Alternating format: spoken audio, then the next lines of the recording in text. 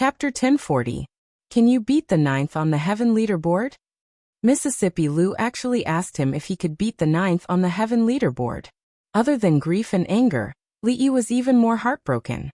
How could she not know what he was capable of? The top 10 of the Heaven Road list was a group of perverts that were weaker than her and Ming Zhu.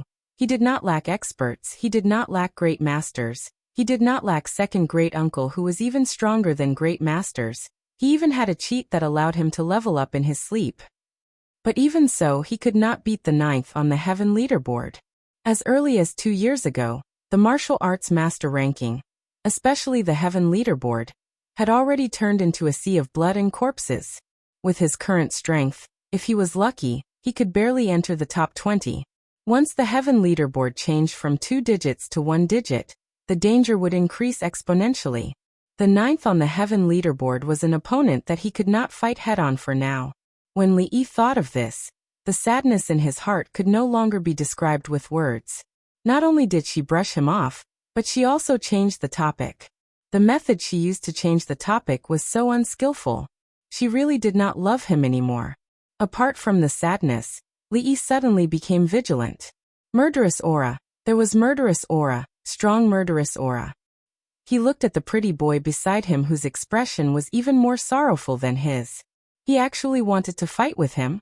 Rui snatched his home, and he actually wanted to fight with him? Rui looked at the pretty boy, then pointed at Li and said, "This is the Royal Highness Jiang of Silla that you always mention." The pretty boy's chest heaved a few times. His face was flushed, and he calmed down a little.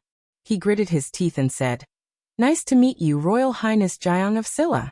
Li glanced at him and asked, "What do you mean nice to meet you?" The pretty boy was startled, and his chest began to heave again. "His name is Bai Su." Mississippi Lou pointed at the pretty boy, looked at Li and said calmly, "Bai Su Bai Su. Why not call him Bai Sha? A gigolo is a gigolo. He looks like a girl, his voice is girly, even his name is so girly." So, Li was startled. He suddenly recalled something. Mississippi Lou seemed to have a subordinate named Bai Su. She was the one in charge of the army of women. Before her, this position was held by Yang Liuqing. This showed how much Mississippi Lou trusted her. Li looked at the pretty boy who was glaring at him. She had no beard, no Adam's apple, pierced ears, a feminine voice, and a feminine face, because she was a woman. He then looked at her chest. Although it couldn't be called a chest when she stood next to Rui, it did seem to protrude a little more than his. Li felt that he was really blind. Ninth on the heavenly roll. Indeed, one could not judge a book by its cover. Strength and breasts were not necessarily proportional. An extremely awkward expression surfaced on his face. "Hey, young Miss Bai, how are you?" Bai Su snorted coldly. "What's good about it?" Everything was good except for her chest. Li didn't know that a woman's chest could be so flat. Otherwise, he wouldn't have recognized it wrongly. It seemed that it was not entirely impossible that Hua Mulan had been in the army for so many years without being discovered. Li glanced at her, and realized that she was still looking at him with her teeth clenched. This young Miss Bai was pretty, but her temper wasn't very good. Why did she bear grudges so easily? Mississippi Lou explained. "Bai Su used to admire you. So I brought her back today to let her meet the legendary Royal Highness Jiang of Silla." There were many women who admired him in the Jing Kingdom and the Qi Kingdom. Everyone knew that Royal Highness Jiang of Silla was handsome and well-versed in both literature and martial arts. Unfortunately, there would be one less today. After Bai Su glared at him fiercely for a few times, he went to find Rui to ask questions about martial arts while Rui stayed behind. Mississippi Lou looked at him and said, "Let me see what's wrong with your hand." "No." Li rejected her decisively. If she said she wanted to see it, he would see it. If she said she had someone she liked, he would have it. If she said she didn't have it, he would lose face. If he agreed to these small things easily, he couldn't guarantee that she wouldn't ask for more in the future. Should he agree or pretend to resist before agreeing? "Will you give it to me?" "No." "Forget it then." Second Miss Lou shrugged her shoulders, then looked at him and said, "I lied to you this morning. How could I have a sweetheart?" "Swear." "Okay, I swear." Second young Mistress Lou raised her hand and said, If I have a sweetheart, I will make him choke when eating, choke when drinking water, choke when eating fish, and choke when eating raccoons without seasoning packets. Mississippi Lou was very sincere in making such a vicious oath. However, she felt cold all over. Maybe she caught a cold because she didn't sleep well last night. She actually joked with him about such an important thing. Was this something she could joke about? In the past, Rui was as cold as ice and would draw her sword at the slightest provocation. But now, she had learned from some bastard to be so naughty, making jokes that shouldn't be made. His poor hand had been injured twice in one day. Li Yi walked towards the kitchen. He waved his hand casually and said, "It's okay. I just accidentally cut myself." Bang! His hand accidentally hit the door frame, and the gauze that was no longer bleeding was immediately stained red. Li Yi felt that he should look at the almanac or find a monk or a Taoist priest to calculate whether he had been in trouble recently. He actually experienced 3 bloody disasters in one day. Mississippi. Lu walked over quickly and grabbed his hand. She looked back at Fong and said, "What are you waiting for? Hurry up and get the gauze and medicinal wine." "Ah. Oh." Fong immediately reacted. This was the 3rd time he had taken these 2 things today. Watching Mississippi Lou take off the gauze and open the medicinal wine, Li Yi hurriedly said, "I'll do it myself. I'll do it myself." Mississippi Lou crossed her arms in front of her chest and said, "Do it yourself. I'll see how you do it yourself." Li Yi didn't have a 3rd hand, so he couldn't do it himself. He looked at Fong and said, "What are you waiting for? Come and help." Fong looked at Second Miss and then looked at his son-in-law. He leaned against the door frame and shook his head. "Sorry, I don't know how to do it." Li Yi looked at him and said in surprise, "You didn't return it in the morning and afternoon." "Sorry, I forgot." Fong continued to shake his head. Rebellion, rebellion. Fong actually embarrassed him in front of Rui. He didn't let him go to the Wu Kingdom to inquire about the news. "Don't be so wishy-washy. Let me do it." Mississippi Lou glared at him, grabbed his hand, and carefully washed it with the medicinal wine. Then she opened the gauze, cut a section, and carefully wrapped it. It had to be said that Rui's wound looked much better than Fong's. After wrapping it up, she put the gauze and medicinal wine aside. As if remembering something, she looked at Li Yi and asked, "Do you think a woman can really like another woman? Lesbians are infinitely good, but they can't give birth." "What?" Li Yi looked at the butterfly knot on his hand, and felt awkward no matter how he looked at it. He said casually, "There's no law that says a woman can't like another woman. Like a man or a woman, or even like a person or not. It's the freedom of others." As he spoke, a shocked expression appeared on his face. He looked at Mississippi Lou and said with difficulty, You can't be saying." Mississippi Lou looked at him and nodded solemnly, "You guessed right." Li Yi stood rooted to the ground in a daze. He was able to guard against Ming Zhu, he was able to guard against the gigolo, but he was unable to guard against another woman. "No." He looked angry. He grabbed Mississippi Lou's wrist and slapped her but twice. He said, "No, I don't agree. Your sister won't agree either. Just give up. You've grown up, haven't you? What do you mean you don't like women? Don't you like women too?" Fong stood at the door and looked at the scene in the kitchen. The green bristle grass in his mouth had already fallen to the ground. The sun was not scorching today, but he felt like he was blind.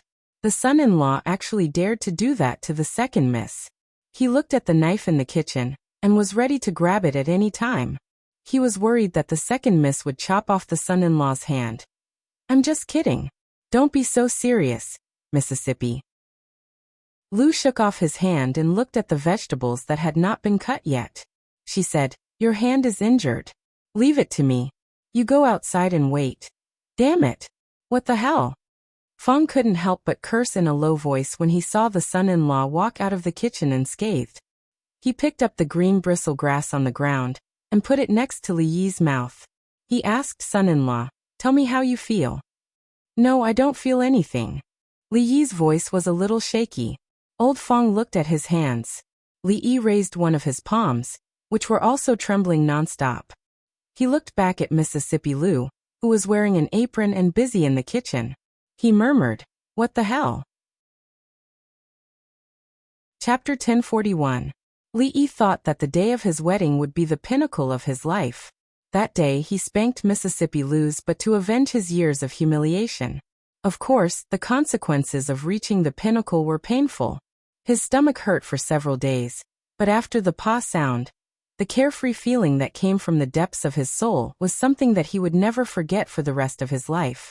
This was something that no matter how much money he earned or how high his title was, it could not compare to. He thought that after that day, there would no longer be a pinnacle in his life. Who would have thought that after 2 months he could easily reach the pinnacle of his life? Mississippi Lu did not beat him, nor did she scold him. She even helped him cut the vegetables and cook the rice. This was not Rui, this was Rui. After dinner he sat in the yard thinking about this problem. Mississippi Lu sat opposite him. Li could not help but shiver. He was ready to run away when she came to settle the score. Mississippi Lu looked at his fingers and asked, "What happened to you today?" Li Yi's 2 fingers were wrapped in gauze. He looked down, shook his head and said, "I was accidentally distracted at that time." "What were you thinking about? You were distracted when you were cutting vegetables?" Mississippi Lu looked at him. Li Yi always felt that her eyes were very aggressive, as if she could see through his mind. Well, I was thinking again. In the future, when I make porridge, I should put less sugar." Li Yi nodded and said so. "Why less? Didn't you say that you don't like sweets?" "Who said that I don't like sweets?" Mississippi Lu looked at him and said, "I have always liked it." Li Yi was a little happy. He knew it. He knew that Mississippi Lu still liked him and liked the sugar porridge he made. "Well, there is one more thing." Li Yi thought for a moment, then looked at her and said, "It's too hot these days. We're going to move to the mountains for a while. Do you want to come?" It was already July. From a few days ago, the weather began to be unbearably hot. Of course, with the ice house and the ice mirror, it didn't matter whether the weather was hot or not. However, Li Yi and Rui were worried that the coolness created by the ice would affect Zuemo's body. It just so happened that Wang Wei wrote a letter saying that it was very cool in the mountains these days. Li Yi and Rui discussed it and planned to go there to avoid the heat and come out when the weather was cooler. Go, why not? There are still some disobedient people there. It's time to subdue them. He and Zuemo would go there, and naturally, Ruoqing would not be missing. Xiao Huan, Xiao Chui, and Xiao Zhu would definitely follow, and Li Duan, Yong Ning, and Mississippi Lu would not be left behind. So this time, they should be going into the mountains to be bandits. Because Zuemo was pregnant, he was busy all day and had no time to arrange things there. This time, he could go there and deal with the rest. Looking at the back of Mississippi Lu walking back to her room, Li Yi was deep in thought. Rui changed all of a sudden. She really became gentle like never before. At this moment, he actually found it a little difficult to adapt. Inexplicably, he would feel an itch on his, but sure enough, he was infected by Fong. Inside the room, Mississippi Lu closed the door, walked to the bed, and took out the book under her pillow. Looking at the book in her hand, a rare look of respect and admiration appeared on her face. This trace of respect and admiration was naturally for the owner of this book. The fringe. It was more appropriate to call the fringe a new world. The new world was naturally relative to the 3 kingdoms of Qi, Jing, and Wu. A new trade route had been opened up here. Not only was it easy to travel, it was more importantly safe. In the past, the fringe had many forces and bandits. Although there were still many bandits now, they were unified by a powerful force. At least on this trade route, it was absolutely safe. Commander Wang Wei, who had already fulfilled his childhood dream, and had even surpassed his initial thought of making a name for himself and showing that tigress, stood on the top of the mountain. The mountain wind made his clothes flutter in the wind. He rubbed his bald head out of habit, and couldn't help but feel a sense of lofty sentiments. A figure came along the mountain path and said in a low voice, "Commander, His Highness is here." "Where are we now?" "We've reached the stockade." "Bastard, why didn't you say so earlier?" The commander's temperament that Wang Wei had painstakingly put on disappeared in an instant. He ran down the mountain. The reason why Li Yi chose to stay here for the summer was that after several years of construction, apart from the inconvenient transportation, this place was even more prosperous than Yong County town. Of course, for strategic reasons, to avoid the possibility of being surrounded by the army in the future. The road up the mountain could not be very convenient. Almost every mountain was easy to defend and difficult to attack, and there were also sufficient retreat routes. In terms of these, no one knew better than these bandits. The mountain was indeed much cooler than the prefecture city.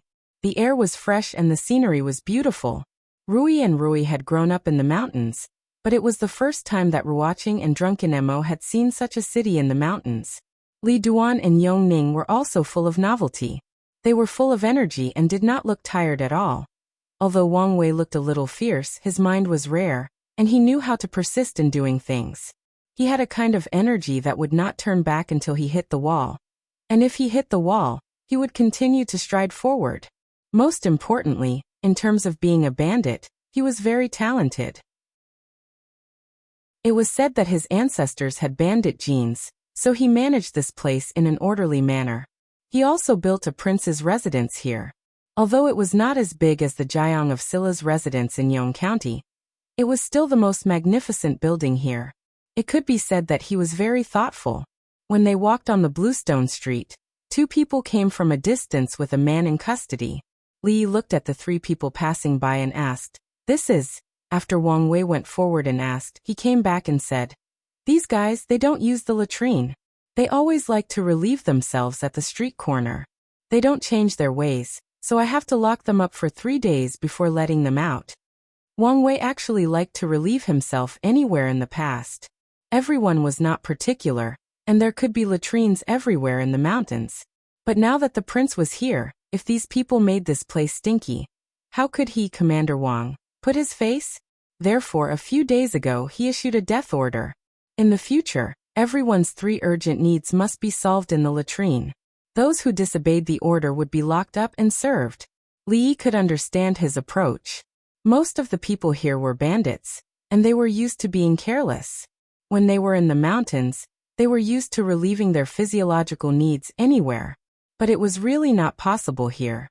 On such a hot day, if everyone peed outside, the smell could be imagined. But thinking about it carefully, there was still a big loophole in this solution.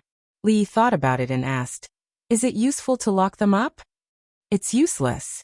Wang Wei shook his head with a bitter smile and said, "These guys are used to being casual. They have always been like this. They would rather solve it outside the latrine than go in." Li waved his hand and said, "Since it's useless, there's no need to lock them up. If the punishment for urinating and defecating anywhere was not to work and still have food and drink, then this punishment was no different from a reward." Wang Wei was still too straightforward. If it was Fang, who was the traitor, then the problem of urinating and defecating anywhere in the stronghold would have been solved long ago. Wang Wei was startled and looked troubled. "But Your Highness, we can't just ignore it." Li shook his head. "Ignore it? Who said I don't want to?" Wang Wei turned his head and looked at the indifferent expression of His Highness. Suddenly, he felt a chill in his heart. In the confinement room, a man was brought in. He turned his head and said with a smile, "Old Wang, remember to bring me some beef noodles from Lu Ji's for dinner. Add more beef and more noodles. Add more chopped green onions and coriander." After saying that, he lay down on a bed in the corner and stretched comfortably. He put his hands behind his head. Boss Wang was really something. He just couldn't hold it in and had to be locked up for 3 days. However, 3 days was fine. 3 days was pretty good. He didn't have to work for 3 days and he wouldn't starve. Never in his dreams would he have thought that there was such a good thing in this world. When he was released 3 days later, he would come back. As he was thinking about this, the door of the confinement room opened from the outside. A bald man stood outside and looked at him. He said, "Come out." "So soon?" He sat up from the bed with a hint of regret on his face. Could it be that Boss Wang had gone back on his word? However, the bald man didn't let him leave. Instead, he brought him to another place. Through the window, he could see more than 10 children sitting in seats with their hands behind their backs. They were swaying their heads along with an old man in front of them. He was a little confused. This was a school. He always felt that building a school in the stronghold was unnecessary. Only those with families would send their children here. Anyway, they didn't need to pay, so he just treated it as looking after the children. Why did this little bald man bring him here? To see which brat didn't study hard and beat him up. Chapter 1042. At the entrance of the academy, the young baldy looked at the man and said indifferently, "You will attend this class with them. If you can pass the exam for this class, then you can leave. If you can't pass, then you can only eat steamed buns and drink water today. If you can't pass today, then in the next 2 days, you will have to pass 2 more exams." The man was stunned. Like most of the people here, he had never been to school and didn't know a word. When he heard the old man shaking his head and talking, he dozed off. He didn't even know how to hold a brush. What kind of exam was this? He just peed. Was there a need to be like this? He pursed his lips, looked at the bald man and asked, "What if I still can't pass tomorrow?" "If you still can't pass." The bald man patted him on the shoulder and comforted him. In fact, steamed buns and plain water are the most nourishing. Although Commander Wang usually treated people kindly, many people were still afraid of him when he was serious. Not long after, the man walked into the school dejectedly and sat in the last row. The young bald man went forward and said a few words to the old teacher. The old man nodded and glanced at the back row. He didn't care about the man anymore. The man sat in the back row. When he saw the eyes of the children around him, his face was a little red. He simply lay on the table and slept. He really didn't believe that Boss Wang was crazy to let him sit in the school with these little children to study. Did he want him to be the top scorer? Wang Dazhuang was not meant to be a scholar in his life. Listening to the old man's voice, he felt sleepy. After an unknown amount of time, he was pushed awake by a little fat man sitting next to him. The little fat man handed him a piece of paper and a pen and said, "The teacher said to write down the 5 words he just taught." The man looked at him with a dull face. Before writing it down, he needed to know what words the old man had taught him, how to write those words, and how to hold the pen. He looked at the little fat man, smiled and said, "How about you write one for me? I'll go out and buy you candied hawthorn. My family sells candied hawthorn." The little fatty looked at him and shook his head. "Also, teacher said that I can't write for him, or I'll be punished too." The man looked at him helplessly. "Then can you at least copy it for me?" "Not giving." The little fatty replied bluntly. He turned his back to her and began to write on his own. The man grabbed the brush and looked at the white paper on the table. His face was lifeless and he didn't know what to write. After a while, the pen in front of him disappeared, and so did the paper. In its place was a cup of water, a steamed bun and a bald head. The baldy looked at him and said, "Tomorrow is a poetry recitation test. The day after tomorrow is poetry recitation. The day after that, you might have to learn arithmetic." The commander said that the 5 words that you didn't write today have to be filled in. Take care. With that, he turned around and left. The man sat in his original position in a daze, reciting poems, writing from memory, calculating. They wanted him dead. The man shuddered and hurriedly ran out. He didn't see the baldy, but he saw the little fatty who stopped him from copying. The little fatty was licking a stick of candied hawthorn. The man snatched it from his hand and took a bite. He threatened, "Kid, write one for me tomorrow or I'll beat you up." The little fatty didn't cry or make a fuss when his candied hawthorn was snatched away. He just turned around and looked at an 8 feet tall, muscular man behind him. He said, "Dad, he snatched my candied hawthorn and wanted to beat me up."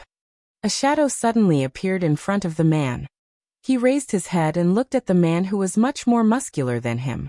He trembled and said, "Big brother, it's a misunderstanding." "Misunderstanding my ass." It was much cooler in the mountains than outside, but there were more mosquitoes. Li and Drunken Emo couldn't compare to Rui and Rui. The mosquitoes would avoid them, so he could only make a few mosquito traps. Fortunately, they were very effective. Mississippi Lu stayed in the mountains for a few days before she went out with the Lu Meng's men. It seemed that she was going to sweep through the entire fringe. The fringe was actually very vast. They had only opened a trade route from the Qi Kingdom to the Jing Kingdom, cleared all the hidden dangers around the trade route, and had just started to advance to the periphery.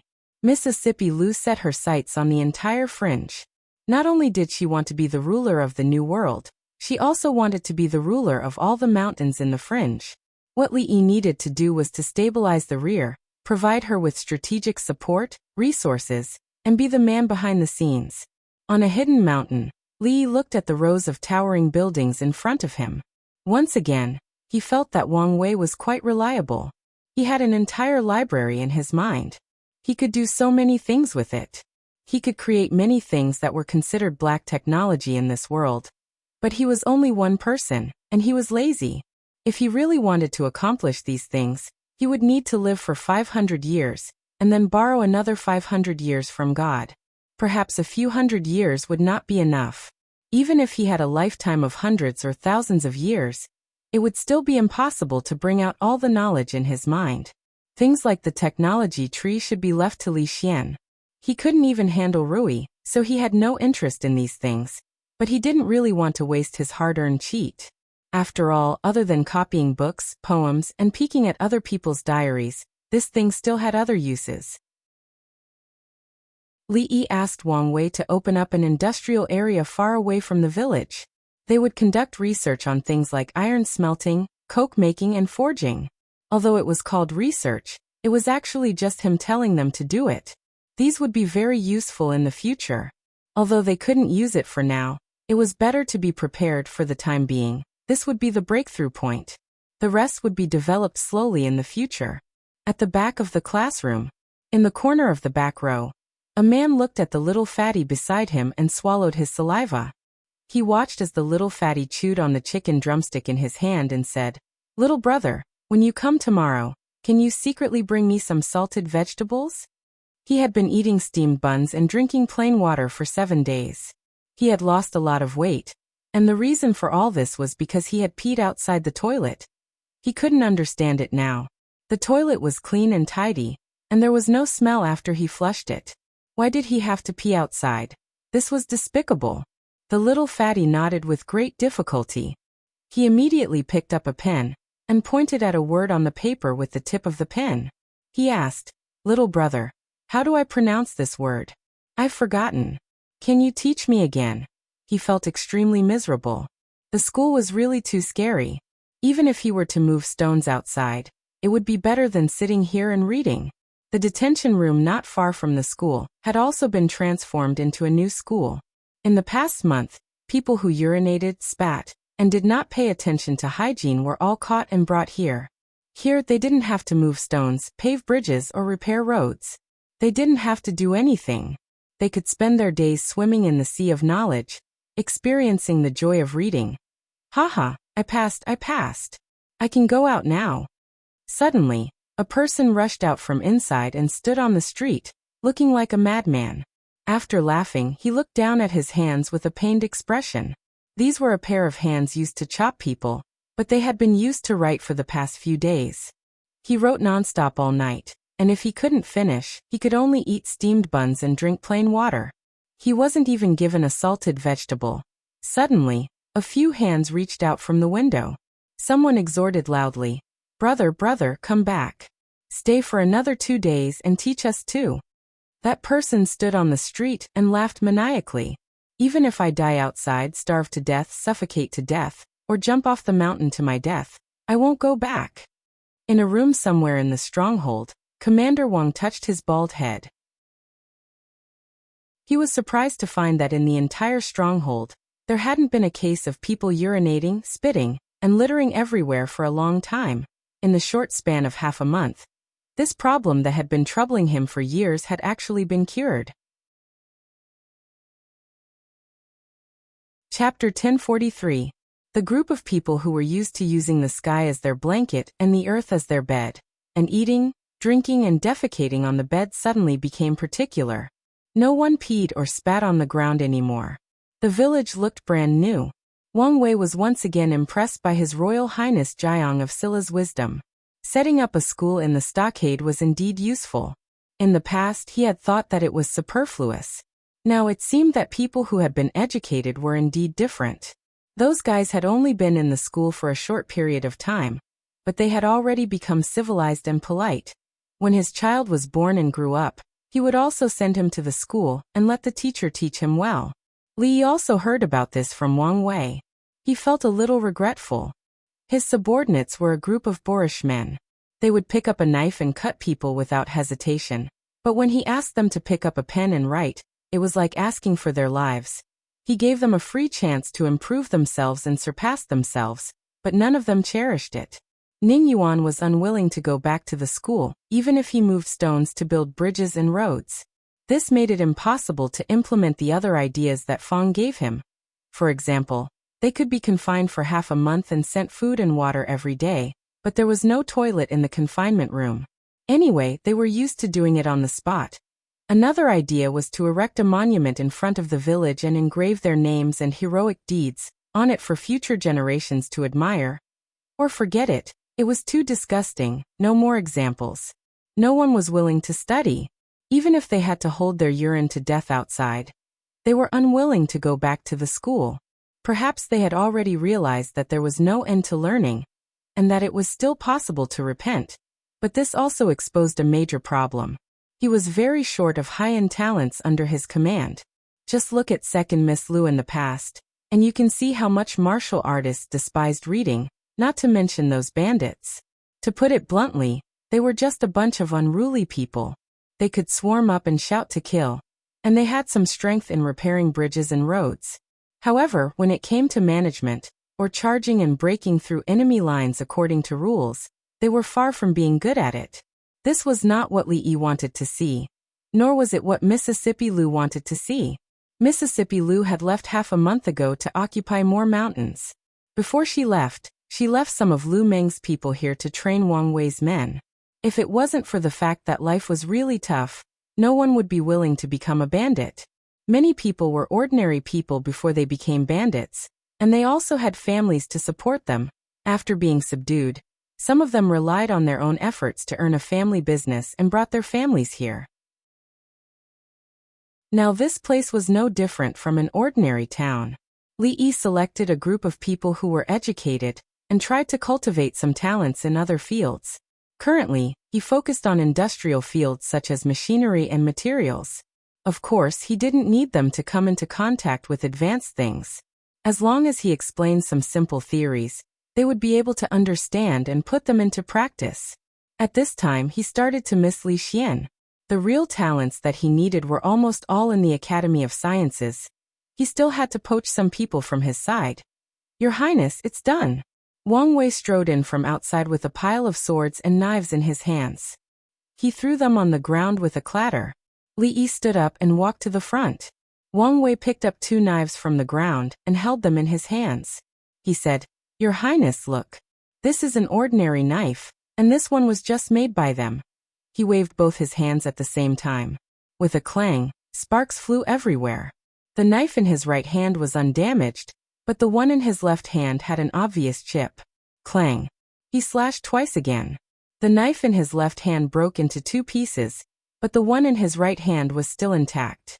Feng, who had just walked in from outside, stared at the knife in Wang Wei's hand. His eyes lit up, and he muttered, "Treasure, treasure." Wang Wei looked at him and said generously, "You like it? If you like it, I'll give it to you."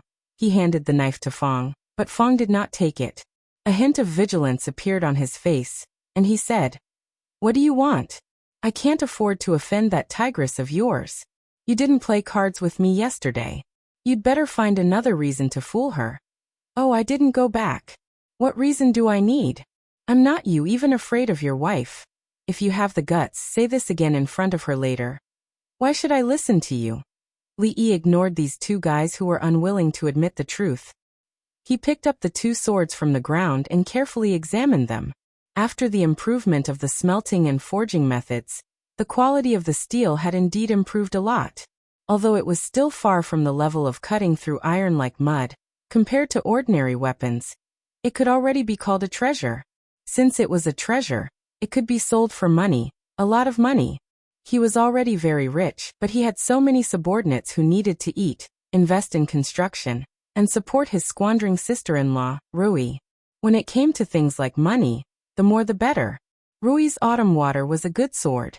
In terms of sharpness and toughness, it was not comparable to the one in his hand. However, that sword must have been forged by a skilled master craftsman after thousands of tempering. Although it could be sold for a very good price, the cost was not low. Mass production was different. The technological reform and cost reduction allowed them to easily create divine weapons in the eyes of ordinary people. This was not a divine weapon, it was all money. In the Jing kingdom, the richest people were in the capital. In the Qi kingdom, the richest people were in the capital. After pondering for a moment, Li felt that it was time to let those foreign merchants from the United Kingdom of Great Britain and Northern Ireland out. No, I almost forgot. After the incident with Liuli, whether in the Qi kingdom or the Jing kingdom, if those foreign merchants dared to show up, they would be caught and dismembered immediately. This time he changed the method. He sat down at the table again and began to write to Li Xian. Hibiscus Garden, the capital. Li Xian held a dagger in his hand. He easily cut a few holes in the long saber of the opposite guard. He nodded with a satisfied look on his face. After sending so many gifts, that stingy guy finally knew to return the favor. This dagger was not bad. It was extremely sharp and exceptionally tough. Even the treasures in the palace could not compare to it. It could be called a divine weapon. It could be said that he was considerate. However, he soon realized a problem. This dagger was forged by him. In other words, he had mastered a new forging method. He did not tell me. I have done everything for him, but he kept it from me. There was a look of indignation on his face. If it were not for the heavenly weapon, he would not have ordered for him to find the best blacksmith in the Jing kingdom. At some point, the guard behind him bowed slightly. "Greetings, Your Highness." Two women walked side by side from afar. The younger one on the left looked at him and asked, "Brother, did Sir send another letter?" Li Xian looked at Shanning, who had completely lost her innocence and naivety. He smiled and said, "Not only did he send a letter, come and take a look at this." He showed off the sharpness of the dagger in front of Emingzu and Shanning. He said in a boastful tone, "Although this dagger is a little short, in terms of sharpness, even the treasures in the palace could not compare to it. It can be called a priceless divine weapon."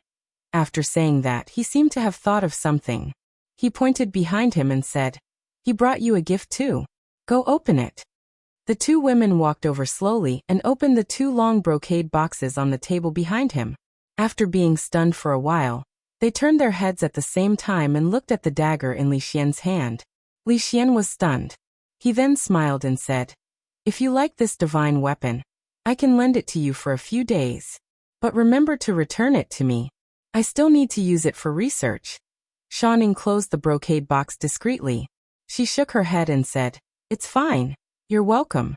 I will ask him to give you two next time." Li Xian walked over and asked in confusion, "What did he give you?" "It's nothing." Shanning shook her head and picked up the brocade box. She said, "Brother, I still have something to do in the academy. I will leave first." The brocade box was too long. It was at least 4 feet long. When she turned around, she accidentally knocked over the other one. The box landed on the ground. When the lid was opened, the thing inside the box was revealed. It was a long sword. The sword was more than 3 feet long. The hilt of the sword was carved into a lifelike phoenix. The scabbard was carved with complicated patterns. It was unusually exquisite. There was also a row of more than 10 jewels inlaid on it. Under the illumination of the sun, it shone brightly. Li Xian was stunned. He lowered his head and picked up the sword. He seemed to have thought of something. He unsheathed the sword and waved it at the wooden table beside him. Crack! A white light flashed. The wooden table was split into two and fell to the side. He looked at the long sword in his hand and the short dagger in his other hand. One was more than 3 feet long, and the other was less than 1 foot long. One of the scabbard was exquisite and inlaid with jewels. It was priceless. The other one did not have a scabbard. It was sent in a wooden box. He suddenly felt a little sad. Chapter 1044. In Jingdo, when the imperial guards of the palace pasted the imperial notices on the city gates and various streets and alleys in conspicuous places, commoners quickly surrounded them. In the early years, it was rare to see imperial notices posted. When the former emperor was on the throne, he only pasted one when he searched for famous doctors to treat a certain princess in the palace. Later, when the current emperor opened a mathematics school, he often posted notices like this to search for craftsmen among the commoners. By now, the commoners were no longer surprised by this. A scholar who passed by had already deciphered the contents of the imperial notice, causing a lot of discussion among the people. This time, the emperor wanted to recruit skilled blacksmiths from all over the Jing kingdom. It was said that food, accommodation, and women would be provided. Those with families would also be given a courtyard in the capital. Apart from that, they would also receive a monthly subsidy from the country. If they were a famous master blacksmith, they might even be able to get a position in the Academy of Sciences. From then on, they would be able to bring glory to their family, reach the sky in a single step, and make their ancestors proud. In short, as long as one had a skill, one would be able to live a good life in the capital city, in the Jing kingdom. Even if one was an old farmer, as long as his land was better than others and his harvest was greater than others, there would still be some officials from the Academy of Sciences who would be willing to call him teacher and humbly ask him questions. A scholar in a green robe looked at the imperial notice posted on the city wall, then looked at the book he had just bought and sighed. The book in his hand was this year's imperial examination secret scroll, which he had spent a lot of money and pulled a lot of strings to buy. A blacksmith could get food, accommodation, and marriage services. It was a pity that he had not passed the imperial examination. At the age of coronation, he had not married and had not even touched a woman's hand. It was not that he had not touched a woman's hand. Yesterday, when he was buying vegetables, the auntie who sold vegetables had touched him. Thinking of this, he could not help but feel sad. He threw the book in his hand to the ground and strode away. 10 years of studying hard could not compare to 10 years of forging iron. What was the use of reading such a useless book? After a few steps, he turned around and walked back. He picked up the book on the ground, patted the dust off it, and carefully put it in his pocket. He still had to study. Even if he didn't pass the exam, he would become a blacksmith in the future. Between a blacksmith who had studied and a blacksmith who only knew how to forge iron, there was no need to even think about whose future was brighter. What's more, this thing cost a lot of money. Blacksmith Su was an ordinary blacksmith in the capital. He originally had a name, but his neighbors had been calling him Blacksmith Su, or Blacksmith Su for decades. He couldn't remember how long it had been since someone last mentioned his real name. He had just come back from the city wall, so naturally, he had heard the latest news. The spring of blacksmiths that he had been looking forward to was finally here. Carpenter Wang, who lived next door, had entered the Academy of Sciences 2 years ago. Although he was only doing odd jobs for the great craftsman of the Ministry of Works, he had built a 2-story courtyard this year, and arranged a marriage for his silly son. The bride was going to be married this year, and his life was enviable. The old gangster who sold pornography diagonally across the street was also living a comfortable life, because he could tell what people were saying just by looking at their lips. It was said that he was a teacher at the Academy of Sciences, and had a group of disciples. He even boasted that he had taught the current emperor. Blacksmith Su's son was still young, so he wasn't in a hurry to arrange a marriage for him. As a blacksmith, he didn't have the extravagant hope of becoming a teacher for the emperor. All he wanted was to earn more money and let his family of 3 live a more comfortable life. He glanced at his son, who was playing outside the door. He didn't forge iron, but leaned comfortably on the chair, and took a sip of the good wine that he had just bought from the tavern. He had already signed up for the recruitment on the imperial notice board, and now he just had to wait for the notification. Outside the door, a few young children were running happily in the streets. Eat my wind god's kick. I know the cloud-splitting palm. I have the snow-guzzling saber. I have the peerless sword. The world of children was always carefree. They weren't old enough to study, so they only thought about eating and playing every day. Sometimes they would sneak into the brothel to listen to stories. The brothel was the most magical place in their hearts. There were monkeys waving sticks and fighting their way up to the 33 levels of heaven. There were various immortals and gods that they had never heard of. There were also many martial arts masters and heroic deeds of chivalrous heroes. After listening to stories in the brothel, they would play the roles they liked and reenact the stories they had heard. It was a game that they never got tired of. They were acting out a new story in the brothel, which was the plot of Wind and Cloud. Wind God's kick, cloud-splitting palm, snow-guzzling saber, and the peerless sword, each of them had a dream of being a hero. They wanted to learn the peerless martial arts and help the weak, punish the weak, and fight the evil in the martial world. That was what the stories said. Of course, since he was a chivalrous hero, he needed a suitable weapon, a martial art move that sounded powerful, and a fine horse. The horse had to be beautiful, and it would be best if it was tall and big. Only then would Squire Zhang's son, Zhang Xiaohua, ride the same horse as him. Zhang Xiaohua lived in Zhang Yuanwai's house.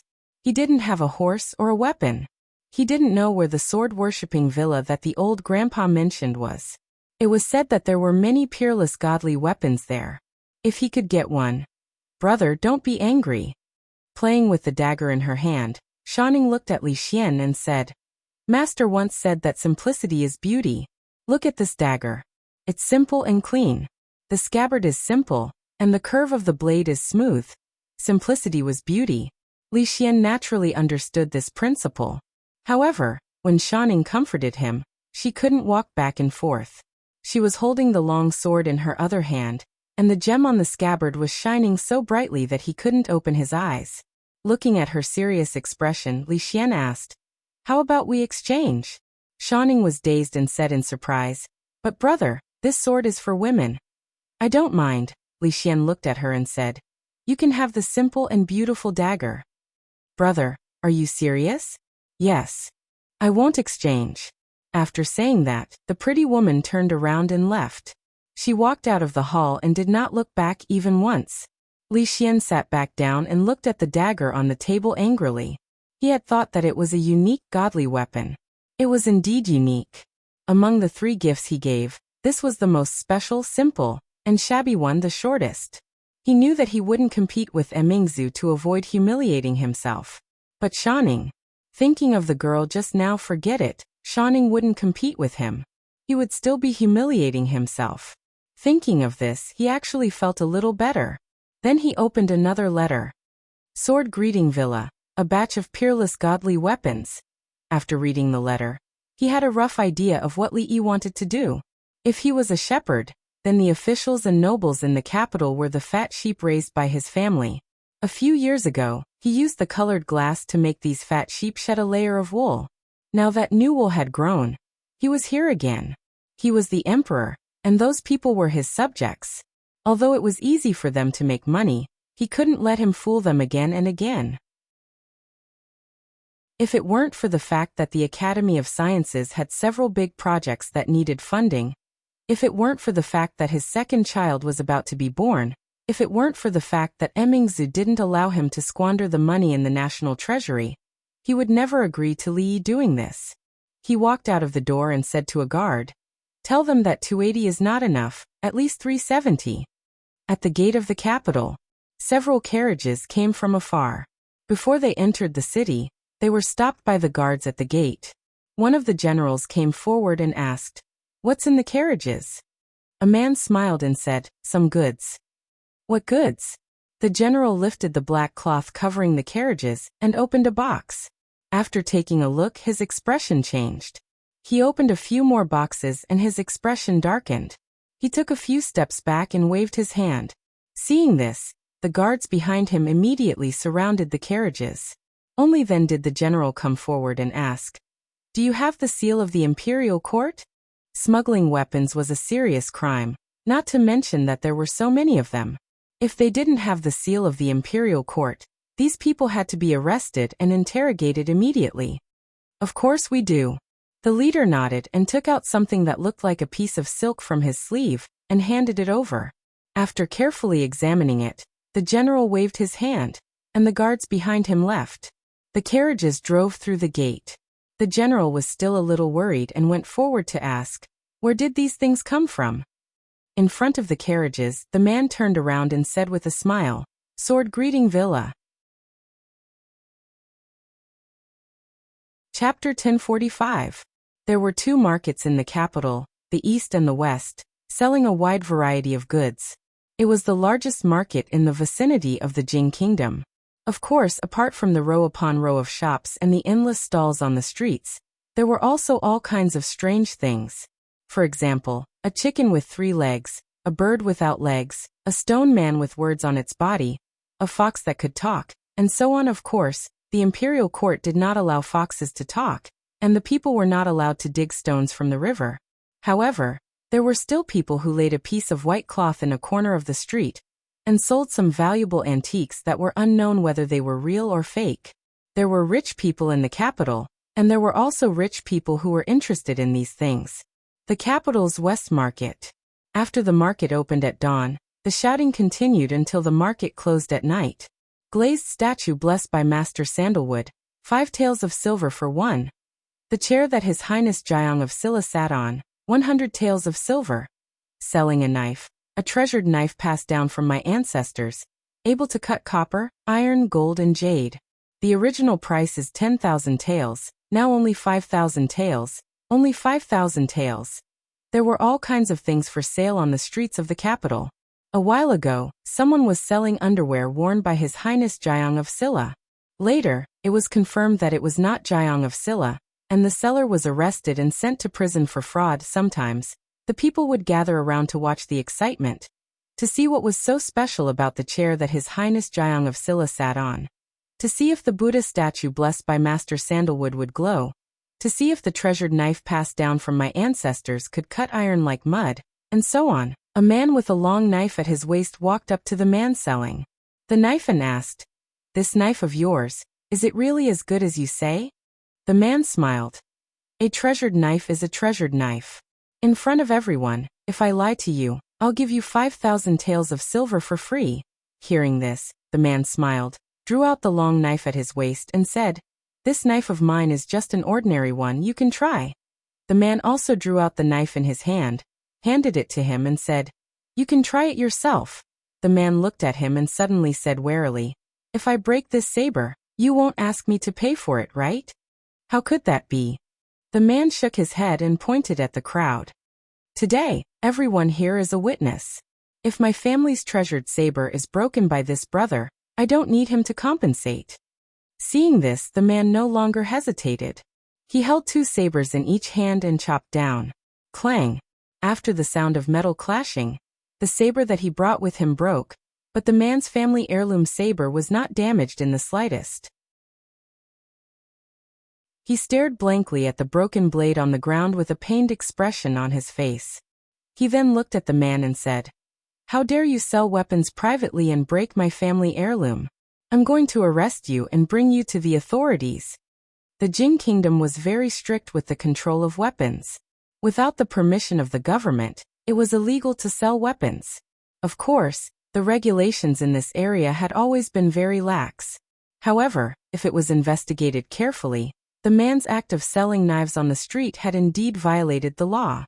The man looked at the big man who was stunned on the spot and said, "It's fine if I don't arrest you, unless you compensate me with this knife."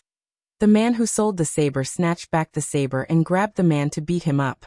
Some of the crowd stayed to watch, while others shook their heads and left. Recently, there were many people selling ancestral treasured sabers and swords on the street. A few days ago, there were even people selling snowguzzler sabers and peerless swords. They had heard too many stories in the brothel and were obsessed. This man actually knew how to use the trick of injuring himself to gain the confidence of others. It was a pity that his appetite was too big. If it was really a divine weapon, it would be worth it. However, there was a 90% chance that it was just a clumsy scam. Among the people who stayed, some of them could not help but come forward to verify it. The man was quite generous and seemed to be very confident in his family heirloom saber. He did not refuse anyone and looked very confident. Gradually, people were surprised to find that this saber seemed to be really unusual. When ordinary sabers came into contact with it, they would either break in 2 or be cut. Although it could not be said to be able to cut iron like mud, it could really be regarded as a treasured saber. This kind of divine weapon was very popular in the martial arts world. Many rich families in the capital also liked to collect them. In the crowd, a man who looked like a servant looked at the man and said, "The one selling the saber, take your saber and follow me." "All right." The man's face lit up. He immediately put away the saber and followed the servant into a big house. The crowd knew that this man's saber had caught someone's eye. This 5,000 taels of silver was a little too easy to obtain. When the crowd dispersed, another voice came from the crowd. What family heirloom saber? Didn't you buy it? Didn't you see that the saber is brand new?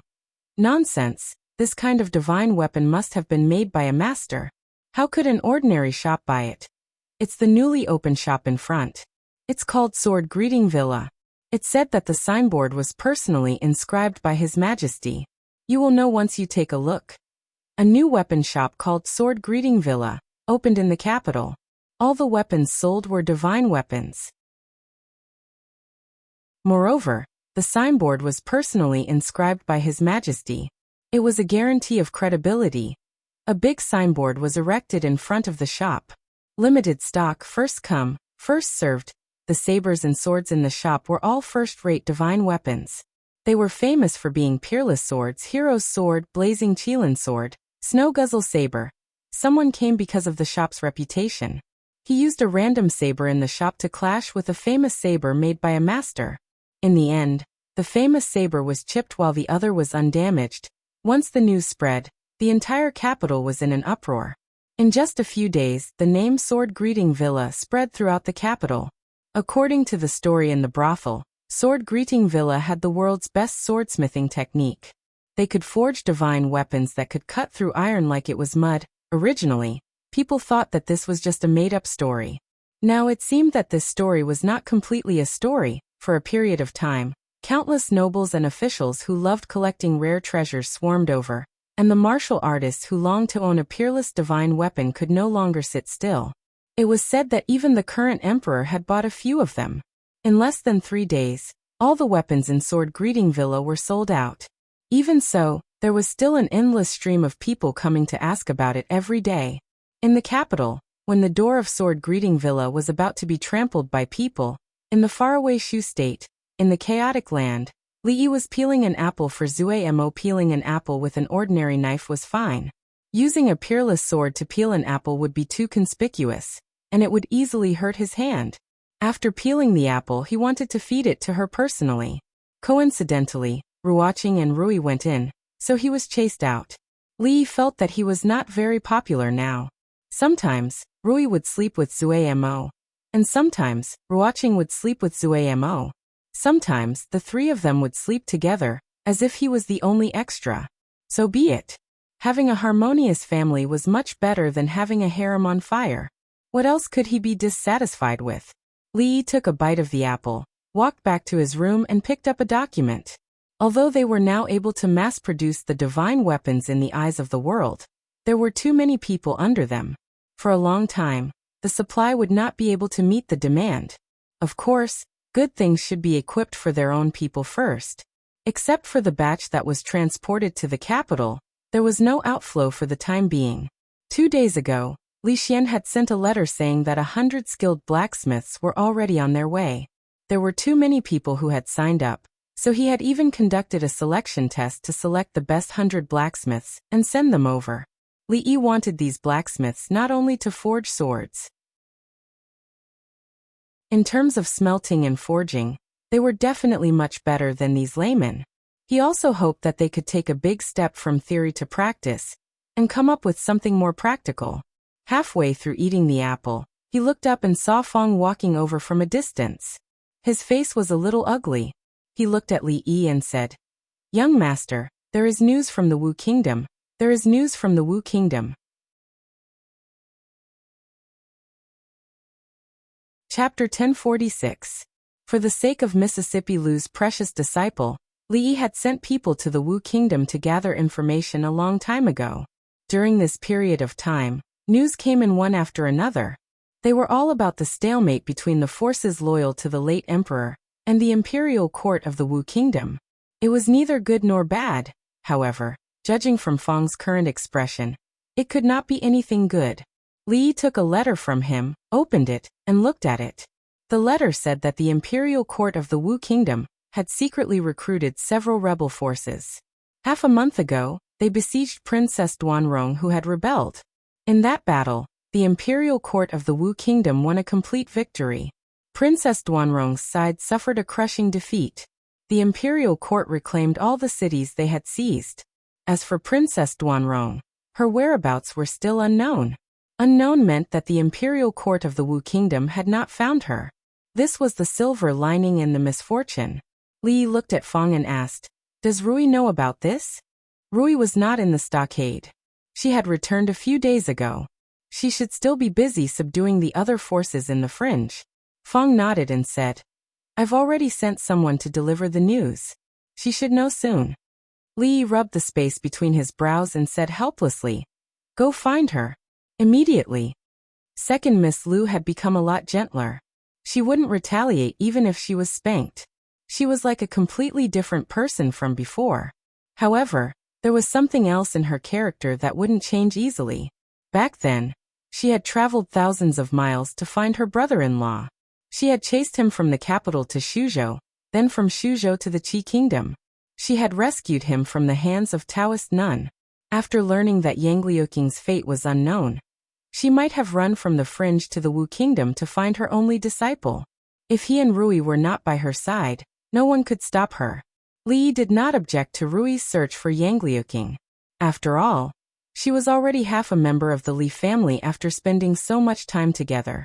Just based on the fact that she called him martial aunt, Li would not sit idly by and watch her get into trouble. He and Rui did not blame her for leaving without saying goodbye. She had too many burdens on her shoulders, such as the hatred of her country and family. Even so, she did not bend her spine. It could only be said that Rui had an incredible disciple, and he had an incredible martial nephew. But no matter how many experts the Lu Alliance had, no matter how good their weapons were, they would not be able to fight against a country. So he needed to stop Rui in time when she was impulsive, so that he could make a long-term plan.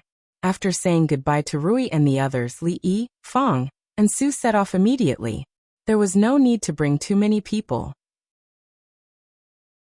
The elites and core disciples of the alliance were by Rui's side. Fong was there to watch the fun, and Su was there to deal with all kinds of unexpected situations. He only hoped that when they arrived, Mississippi Lu would not be so impulsive. In the Wu Kingdom, in the imperial capital, a eunuch gently knocked on the door of a luxurious palace and pushed it open. Inside the palace, there were bookshelves on both sides, and the bookshelves were densely packed with books. Right in front of them was a table, and behind the table sat a figure. The eunuch bowed to the ground and asked respectfully, "Your Majesty, those rebels have arrived in the imperial capital. General Qing asked me to ask Your Majesty, how should we deal with them?" The figure behind the table put down the book in his hand and said, "Since they are rebels, General Qing should know how to deal with them. There's no need to ask me about such a small matter." "Yes. Your servant will reply to General Qing now. Your servant will take his leave." The eunuch bowed again, and was about to turn around and leave. "Is there any news about Qing and Fuer?" Before he walked out of the palace, the figure behind the table spoke again. The eunuch turned around and bowed again. "Your Majesty, General Qing said that this time, we will definitely deal with these two rebels." "Shut up." A reprimanding voice suddenly came from inside the palace. Looking at the figure behind the table who stood up, the eunuch's face immediately turned pale. He knelt on the ground and said anxiously, "Your Majesty, please spare my life. Your Majesty, please spare my life." Although they took the wrong path, they are still the princess and prince of the Wu Kingdom. How can a slave like you impose the word rebels on them? A skinny young man walked over from the front. His long and narrow eyes glanced at the eunuch, and he said in a low voice, "Go and receive your punishment. Don't do it again." "Thank you, Your Majesty. Thank you, Your Majesty." The eunuch hurriedly kowtowed. "Get up."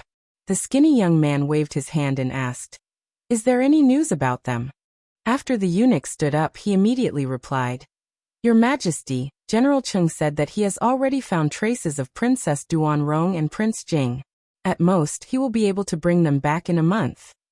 Tell him that they must not be harmed. Bring Qing'er and Fu'er back safely. If even a strand of their hair is harmed, I will hold him responsible." "Yes, Your Majesty. I will definitely bring Your Majesty's message to General Qing." The skinny young man waved his hand and said, "All right, you can leave now." After the eunuch left, the skinny young man turned around with one hand behind his back. Only then did he realize that there was another person in the palace. It was an old man with white hair and beard. At this moment, he was sitting on the seat that the skinny young man had just sat on. This was the imperial study, a seat that only the emperor could sit on. However, the young man was not angry or annoyed. Instead, he slowly walked forward and asked with a smile, "Imperial uncle, why do you have time to come here today?" The old man raised his head to look at him, and a sliver of disappointment appeared in his murky eyes. He said, "The blood that flows in the three of you is the blood of the royal family. You've already killed too many people. Just let these two children go. They can't threaten your throne. What you should do is to flatten the rebellious forces and return peace to the world as soon as possible." The young man was startled. Then he sighed and said, "Grand uncle, you still don't believe me. Back then, father and brother were suspicious. I kept retreating, and retreating again and again. In the end, I really couldn't retreat anymore. If I didn't protect myself, I wouldn't be standing here talking to grand uncle. How do you expect me to believe you?" The old man stood up and looked at him. He asked, "I only traveled outside for half a year. After I returned to the imperial capital, you killed my brother, murdered my father, and forced my mother to death. Half of the officials in the imperial court died, and another half ran away. The border army rebelled, and another 3 provinces rebelled. How do you expect me to believe you? Whether what happened back then was right or wrong, whether imperial uncle is willing to believe me or not, I don't want to mention it again." The young man turned around and walked into the hall. He said, "Now our Wu kingdom is in a deep quagmire. The 2 kings of the Qi kingdom are fighting for power. However, the Jing kingdom is developing rapidly and suppressing all the other countries. I will suppress the chaos in the Wu kingdom as soon as possible. I also hope that imperial uncle can consider the overall situation and think for the sake of the Wu kingdom. If I didn't think for the sake of the Wu kingdom, I would have killed you with my palm." The old man walked past him and said calmly, "I don't care about the suppression of the rebellion. I don't want to look into what happened in the past. But I only warn you, don't do anything to those 2 children again. Don't force me to do it." His last words were still echoing in the young man's ears. Then he disappeared. Suppress the rebels and restore peace to the world. But what if they are the rebels? The young man looked out of the door and murmured in a low voice, "Warn me? I am the emperor. Why should I be warned? Who else can warn me?" A hint of gloominess appeared on his face. He clenched his fists tightly in his sleeves. His nails dug deep into his flesh. Chapter 1047. In a mansion somewhere in the imperial capital of the Wu kingdom, several figures were sitting in the courtyard, talking in low voices. Behind them were dozens of other figures. They were the elite subordinates who had entered the imperial capital with them. "What do you think they will bestow upon us this time? It shouldn't be a small one. If it weren't for us, they wouldn't have been able to defeat Princess Duanrong so easily. General Cheng has already gone to the palace to ask. There should be news soon. This world is really mysterious. At first, I wanted to be a thief, but as I did so, I actually became an official. I never dreamed that I, Big Head Ma, would be able to wear the hat of an official for the rest of my life." The few of them were all rebels. After the Wu kingdom fell into chaos a few years ago, they rose up in revolt and proclaimed themselves kings. A few days ago, they were recruited by the imperial court and worked together with the imperial court to defeat another powerful rebel army. This time, they had come to the capital to receive their rewards and be promoted to officials. As they were talking, someone suddenly knocked on the door. Immediately, someone stood up and said with a smile, "Could it be that General Cheng has returned?" He personally went to open the door and saw the familiar face of General Cheng. "Haha, General Cheng, from now on we are colleagues." Puff! Before he could finish speaking, his body suddenly trembled. He lowered his head to look at a spear that had pierced through his chest. Blood flowed from the corner of his mouth as he looked at the man in front of him and said in pain, "You." The man calmly pulled out the spear and then waved his hand. "Release the arrows." Rows of archers immediately swarmed in. In the courtyard, there were endless curses and screams. "Cheng, you didn't keep your promise." I won't let you off even if I become a ghost. What are you doing?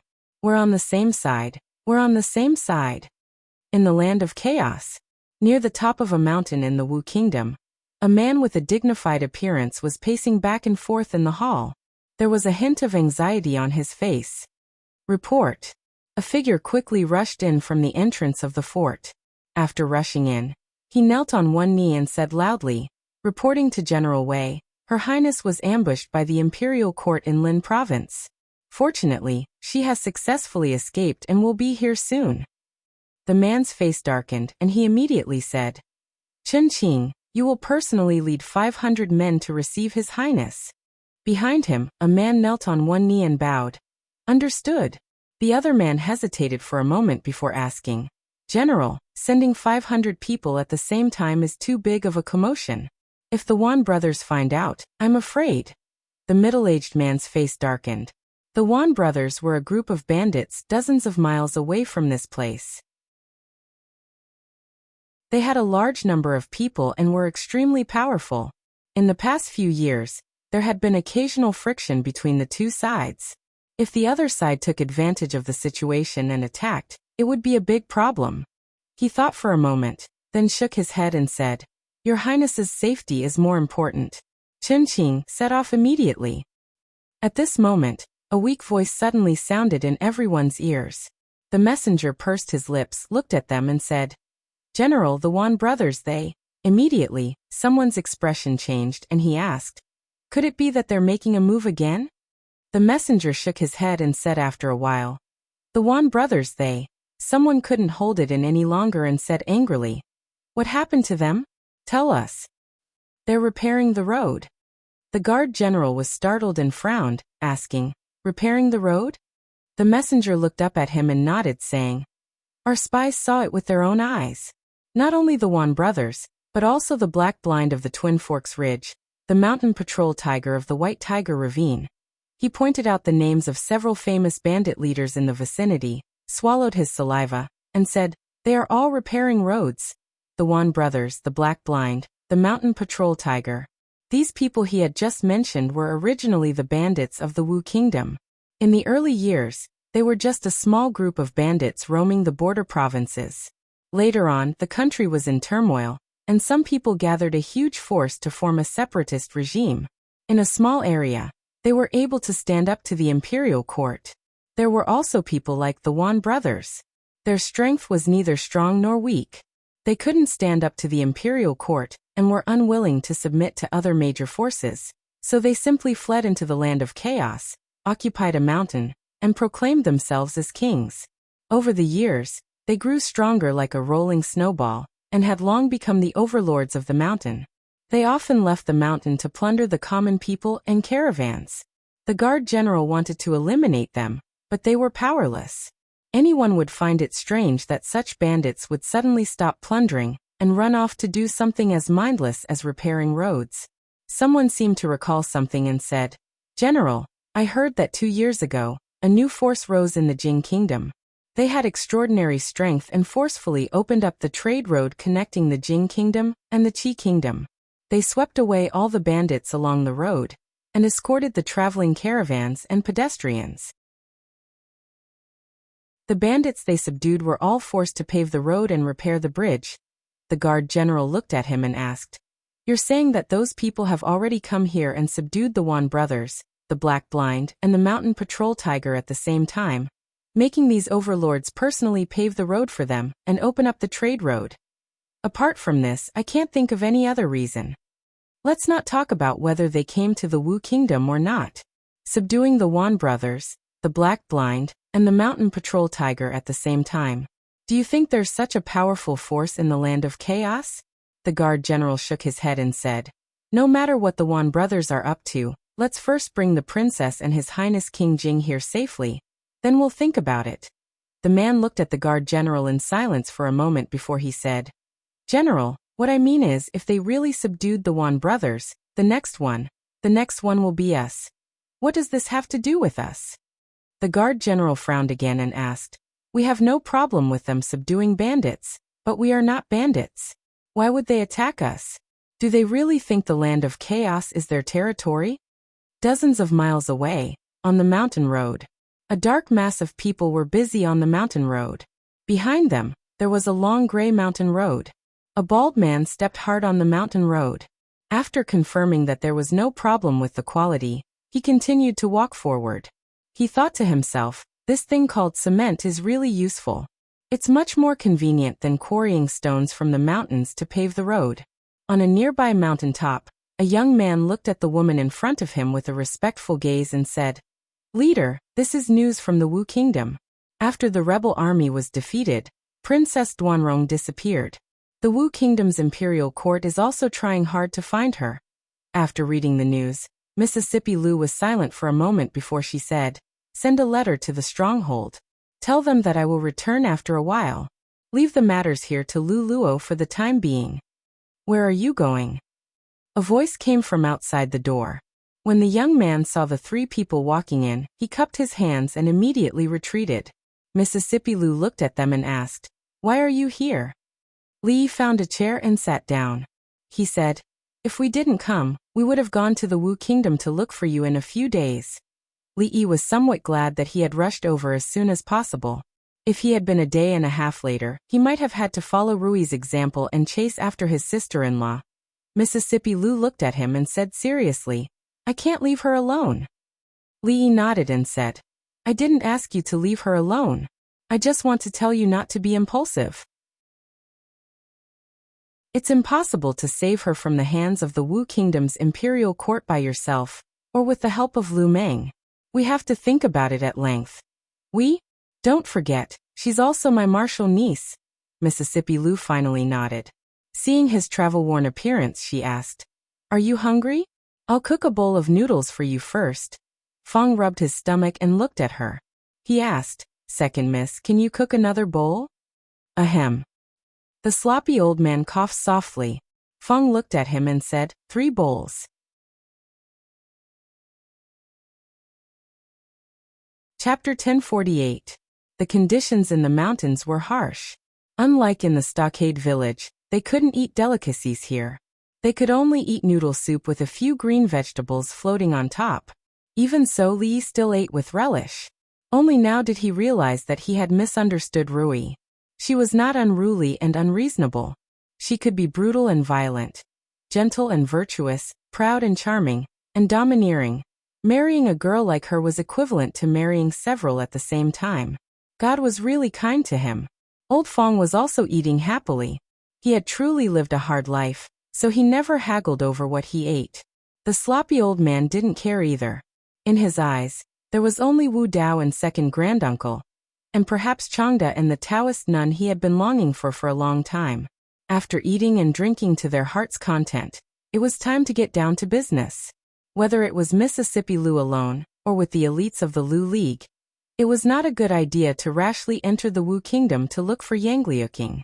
The Wu Kingdom was a little smaller than the Jing Kingdom, but not by much. Without any clues, it would take them forever to search for Yangliuking like headless flies. It was better to stay put. Instead of looking for a needle in a haystack, it was better to continue to subdue the forces in the fringe while waiting for news. There were many people in the Wu Kingdom who were more eager to find Yangliuking than they were. There was no doubt about that. Moreover, there was news from the Wu Kingdom that the imperial court of the Wu Kingdom didn't care about her life and death. They ordered the local authorities to capture her alive. In this case, there was no need to be anxious. He just needed to be the fisherman who reaped the benefits in the end. This was what he liked to do the most. Mississippi Lu was not stubborn. After Li Yi analyzed all the pros and cons for her, she was not so impulsive anymore. Li looked at her and said, "Don't worry, once there is news from the Wu Kingdom, we will immediately take the elites of the Lu League to rescue her.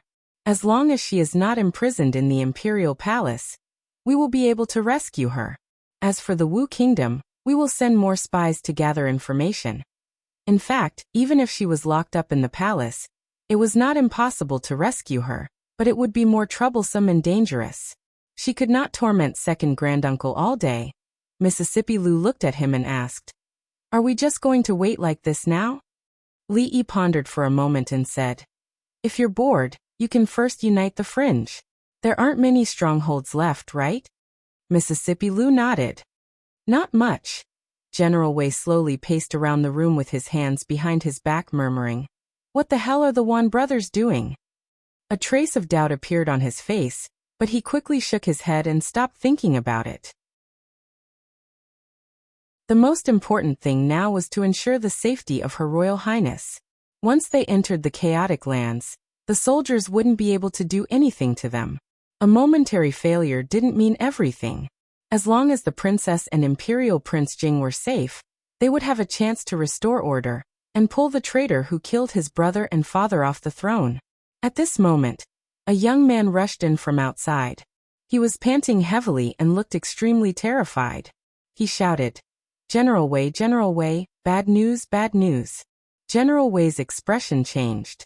He immediately asked, "Did something happen to Her Royal Highness and King Jing?" "No." The young man shook his head and said with difficulty, "General, it's them, they're here." "Them?" General Wei strode forward and asked, "Who are they?" In front of the stronghold, a bald man held a conical paper tube and shouted, "Listen up, people inside you." He scratched his bald head. This was the first time he shouted. He was so nervous that he forgot what he was supposed to say. A trace of embarrassment appeared on his face. The next moment he raised the paper tube and continued to shout, "Put down your weapons and surrender. Those who obey me will prosper. Those who oppose me will perish." Behind him, there was a dense mass of people. In front of the crowd, Mississippi Lou tilted her head and looked at Li Yi. She said, "This is the last one." Li Yi looked at the stronghold in front of him. In the past few months, Mississippi Lou had led the Lu League's elite forces and swept through the entire fringe. The bandits they encountered would either escape as soon as they heard the news and escape from the fringe. Those who put up a stubborn resistance would be beaten into submission and dispersed to various places to build new structures. The progress bar was almost full. After sweeping the last wave of bandits, she would be the true king of bandits in the fringe. Mission objective: become the king of bandits. Mission progress: 99%. The bald man was still holding the paper tube and shouting, "I'll give you 30 minutes to think about it. If you don't surrender, we'll attack." There was no movement in the stronghold for a long time. When the incense stick was about to burn out, the stronghold gate slowly opened. A man with an upright face walked out from inside. He was dressed in plain clothes, but his gait was majestic and imposing. There was a faint aura that Li Yi was very familiar with. Behind him, dozens of archers had drawn their bows and pointed their arrows at the group of bandits. Li Yi was a little puzzled. Looking at their formation, they didn't look like bandits. Instead, they looked like soldiers. No one made a sound. The atmosphere was extremely solemn. The middle-aged man didn't look at the bald man. He looked around and looked at Li Yi and Mississippi Lou. He asked, "We have no grudge against you. Why are you forcing us to this extent?" The bald man raised his eyebrows and said loudly, "Eradicating evil for the people. Enforcing justice on behalf of the heavens."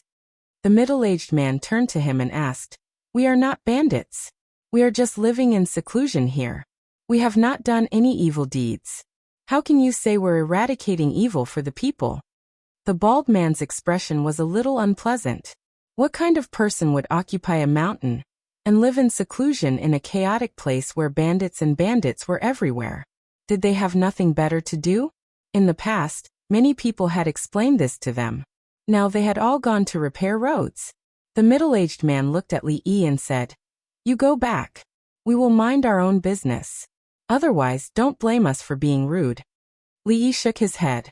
They didn't come here to reason with these people. No matter who they were, this was a strategic place that they had to fight for. There was no need to reason with the bandits. Rude. The bald man smiled and weighed a black object in his hand. He asked, "Do you know what this is?"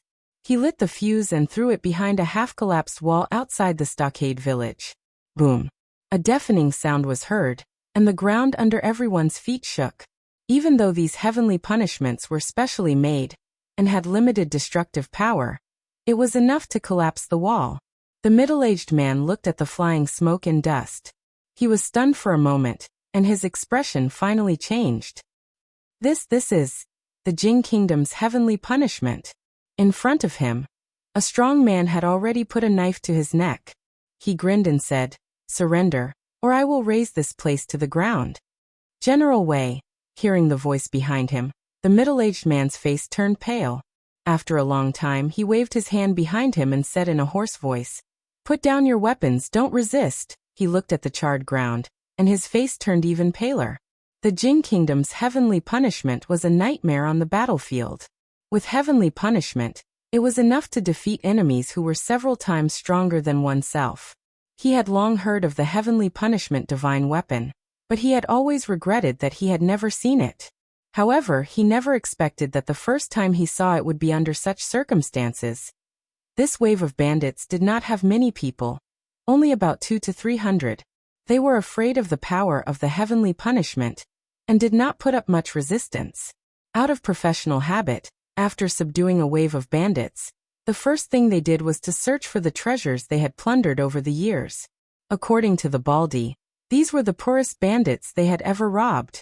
Other than some food, there was nothing valuable. Li Yi began to believe what they had just said.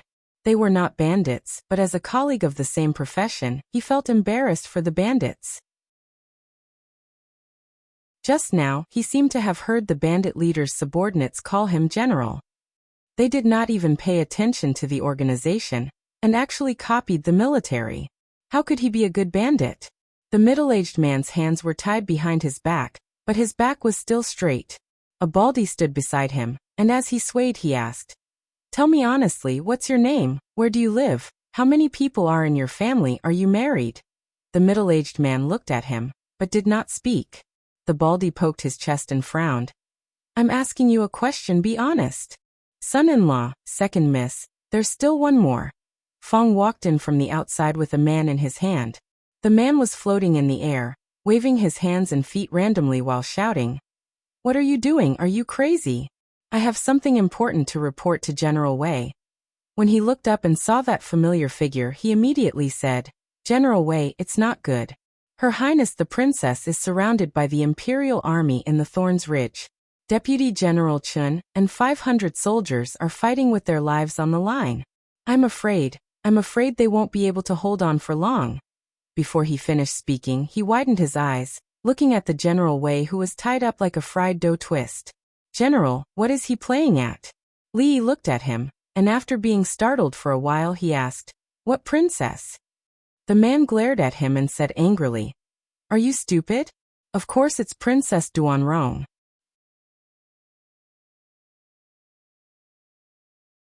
Chapter 1049. Princess Duanrong. Li Yi and Mississippi Lu looked at each other, then shifted their gaze to the man and asked, "What did you just say? Say it again." "Shut up." The tied-up middle-aged man glared at the man, breathing rapidly and his eyes almost popping out of their sockets.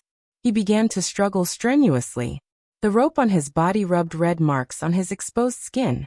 No matter how slow the man who was brought over by Fong was, he knew that General Wei was tied up like this, and was definitely not playing some indescribable game. Looking at Li Yi and Mississippi Lu, he said with a trembling voice, You, who are you?" Li Yi looked at the middle-aged man and shook his head. "Don't waste your energy. The more you struggle, the tighter the rope is." He didn't know who had just tied the rope in such a shameful way. He looked at Lao Fong and said, "Untie him." As soon as the rope was untied, the middle-aged man suddenly rushed out of the village. Of course he was stopped by Fong. He lowered his voice and roared, "Let me go, I have something important to do. When I come back, you can do whatever you want to me." "What's the use of going alone? Are you going to die?" Li Yi looked at him and said indifferently before asking, "The princess he mentioned just now, is it Princess Duanrong of the Wu Kingdom, Yangliuking?" The middle-aged man no longer struggled and looked at Li Yi with a burning gaze. "How do you know the princess name?" Li Yi signaled Fong to let him go with his eyes. Mississippi Lu had already walked to the side, and was whispering something to Bai Su, who had a small chest. Li Yi looked at the baldy beside him and said, "Let them all go." The middle-aged man stood in a daze. He had experienced several ups and downs in a short period of time. Even if his mind was extremely firm, he still couldn't calm down for a while. Fong patted his shoulder and comforted him. "Don't be nervous, we're on the same side." Thorns Ridge. The Thorns Ridge was located at the border of the Wu Kingdom, and several dozen kilometers deeper into the Thorns Ridge was a chaotic land without jurisdiction. The nearby civilians and merchants wouldn't easily set foot there. Thorns Ridge, somewhere in the forest. The deputy general named Chen Qing wiped away the blood on his forehead and said in a hoarse voice, "Princess, I will lead 200 men tonight, and we will fight our way out. When the time comes, we will stop them while the rest of us will escort you and His Highness King Jing to the north. Once we reach the fringe, we will meet up with General Wei, and they won't be able to do anything to you too." Opposite him was a young woman with disheveled hair and bloodstains on her body. However, there was no fear on her face. Her gaze was sharp as she shook her head and said, "Tonight's surprise attack, everyone retreat with me." "Princess." Chen Qing looked at him and said in a deep voice, "We have been forced to this point, and there is no way out. This general hopes that your highness will not be stubborn, and will look at the bigger picture. Imperial sister, I don't want to die, I don't want to die." A 13 or 14-year-old youngster staggered over, wiped his tears and cried, "Let's surrender. They won't kill me if we surrender. I don't want to die." Yang Liuqing looked at him with a complicated expression, but didn't say anything. Chen Qing looked at the youngster before him, clenched his teeth and said, "Your Highness King Jing, surrendering is useless. They won't let us go." A trace of resentment suddenly appeared on the youngster's face.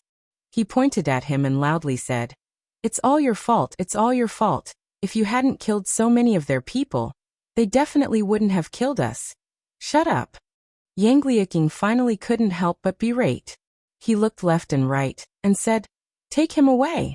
When the two guards carried him away, he was still flailing his arms and legs, shouting, "Imperial sister, I don't want to die, I don't want to die, save me, save me." When the youngster's voice could no longer be heard, Yang Liuqing looked at Chen Qing and asked, "What's the situation at the foot of the mountain?" Chen Qing pondered for a moment and said, "They are now temporarily stationed at the foot of the mountain. They sent a letter up, saying that as long as we surrender, they won't hurt your highnesses. The deadline is tomorrow morning, and if we don't surrender by tomorrow morning, they will attack. They won't hurt." Yang Liuqing looked at the setting sun in the sky and said, "Based on second brother's character, I don't think he will let us go. He can't wait to kill all the princes. How could he let your highnesses go?" An old figure walked over, lightly coughed twice and said, "Let's do as General Chen said. We will force our way out tonight, and your highness will bring King Jing to the fringe to meet General Wei."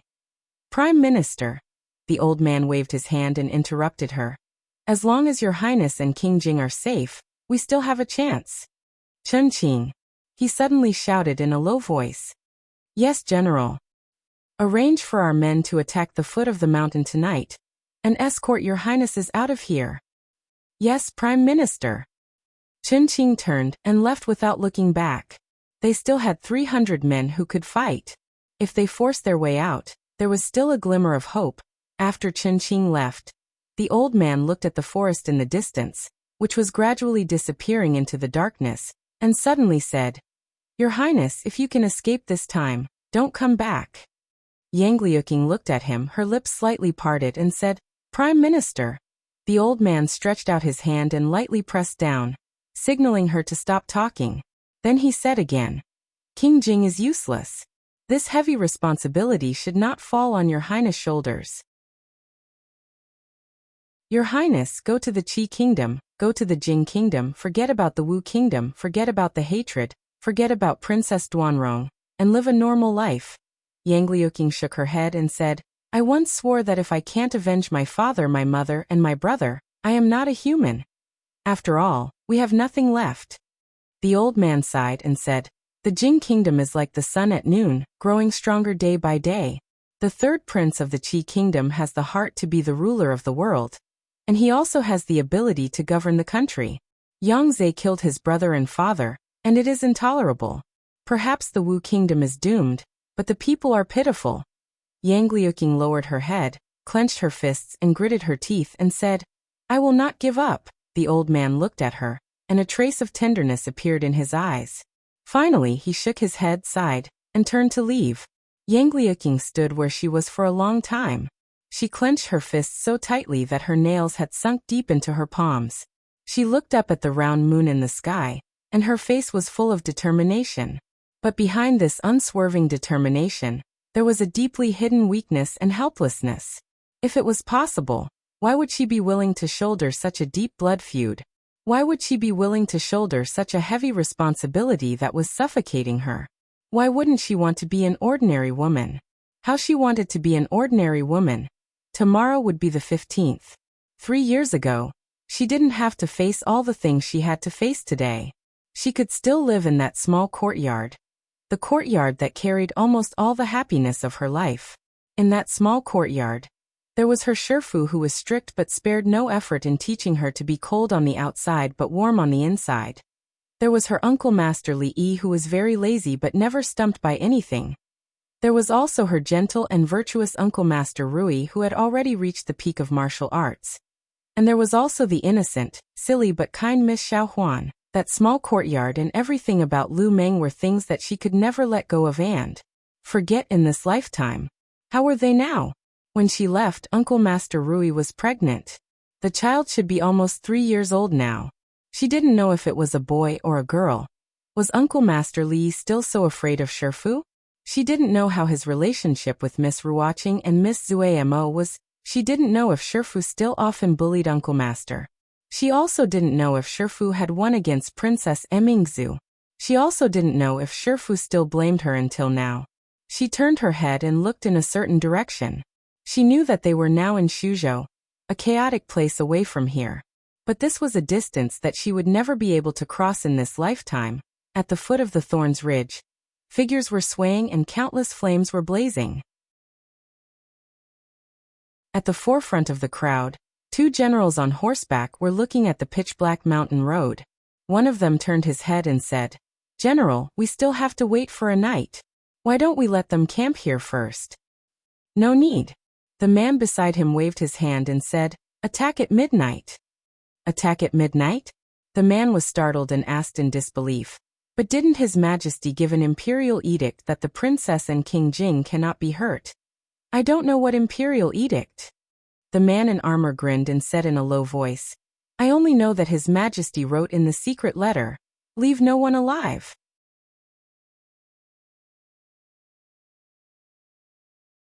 Chapter 1050.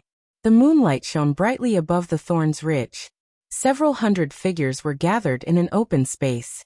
A man named Chun Qing was arranging something in a low voice. "Bai Chuan, lead 200 men and follow me to break out from the east." "Yes, sir." A thin man knelt on one knee, cupped his fists and said loudly, "Gu Yuan, lead the remaining 100 men, and escort the 2 royal highnesses, and the Prime Minister away. Head north. Once you enter the land of Bedlam, General Wei will send someone to receive you." Another man respectfully replied with a solemn expression, "Yes, sir."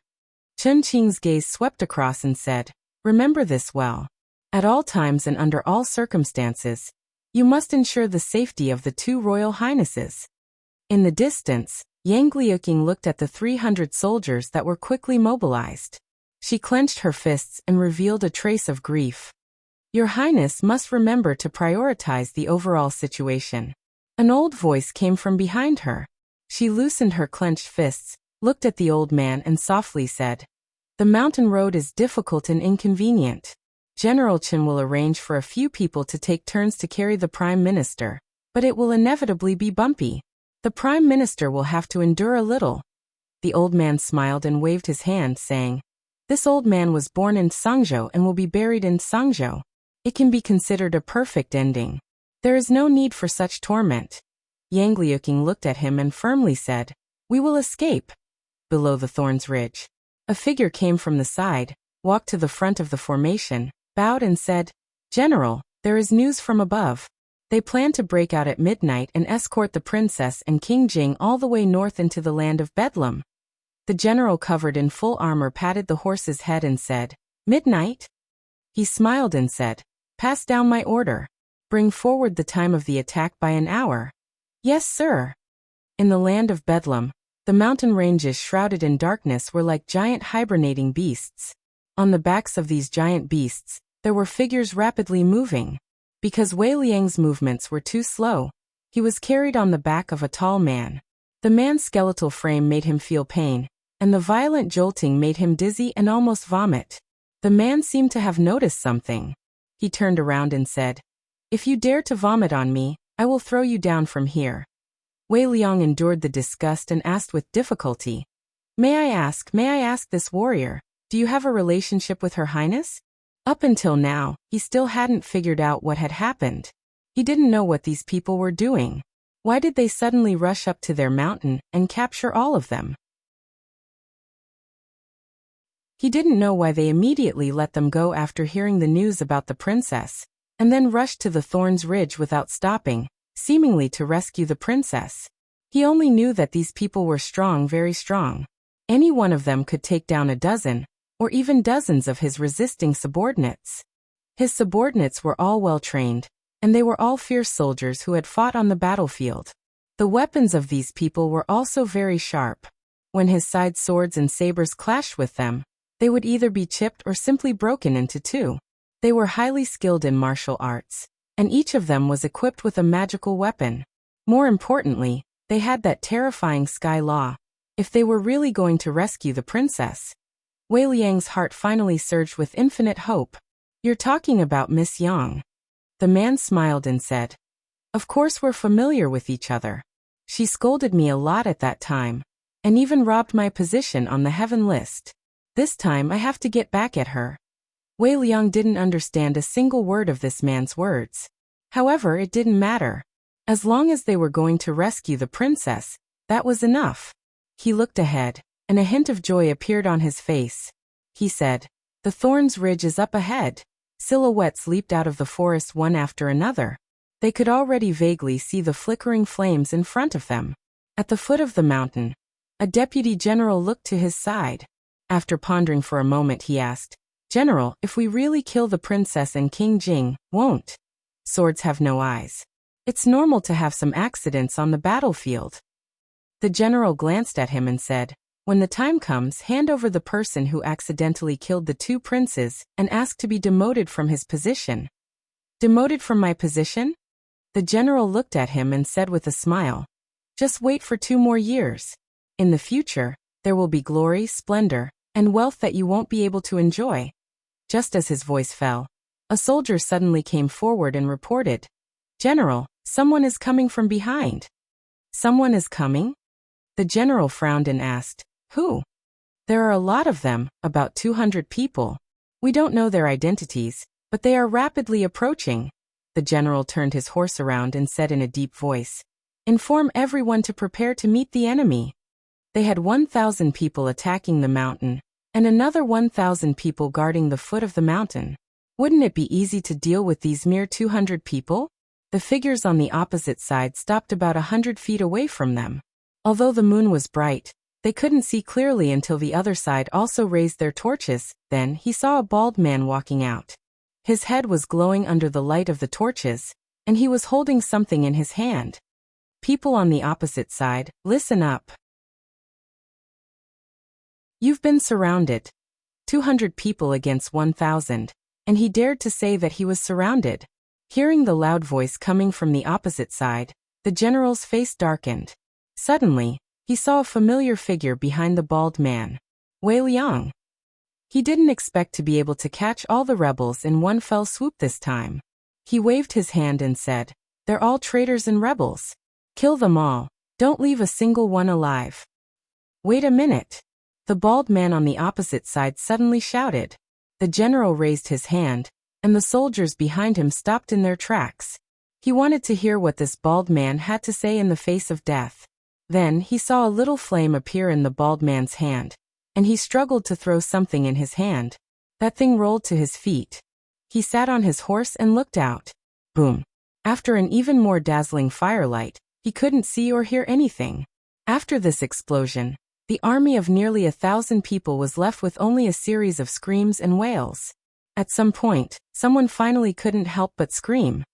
"This heavenly punishment, this is heavenly punishment. It's heavenly punishment, this is heavenly punishment." General Wei died in battle. On the opposite side, The bald man who was hiding behind the mound walked out again. As if nothing had happened, he continued to shout, "People on the opposite side, listen up. You've been surrounded." A deputy general got up from the ground and shook his head. He shook off the dirt on his body and stood up. He said loudly, "They're outnumbered. Charge forward. Their heavenly punishment can't be used in close combat. If we charge forward, they won't be able to do anything." As soon as he finished speaking, dozens of flames streaked across like meteors and landed in the army. One of them landed at his feet. Time waits for no man. The situation on Yang Liuking's side was unknown. Li didn't have the time to waste on them. On the opposite side, behind a low mound, Wei Liang heard the deafening sound and the flashing flames. He looked at the man beside him and pursed his lips. He asked, "Brother, can I throw one myself?" Heavenly punishment was extraordinary and had long been famous in the various countries. It was a sharp weapon on the battlefield, and also a nightmare for countless people. However, heavenly punishment couldn't be used without restrictions. It was easily affected by the weather and distance. If the two armies were engaged in a chaotic battle, this kind of weapon that didn't distinguish between friend and foe naturally couldn't be used. Finally, a dozen people were lucky enough to avoid heavenly punishment and rushed to the front. Then, they flew back at an even faster speed. An 8 feet tall burly man rushed out from behind the mound. Their swords, sabers, spears, and halberds couldn't touch him at all.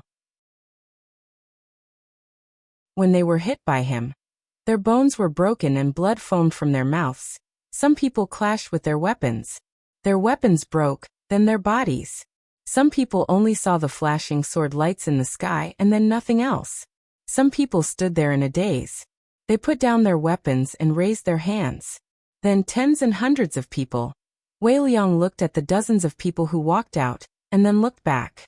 There were even more people watching from the back. He finally began to realize what kind of monsters had attacked their mountain today.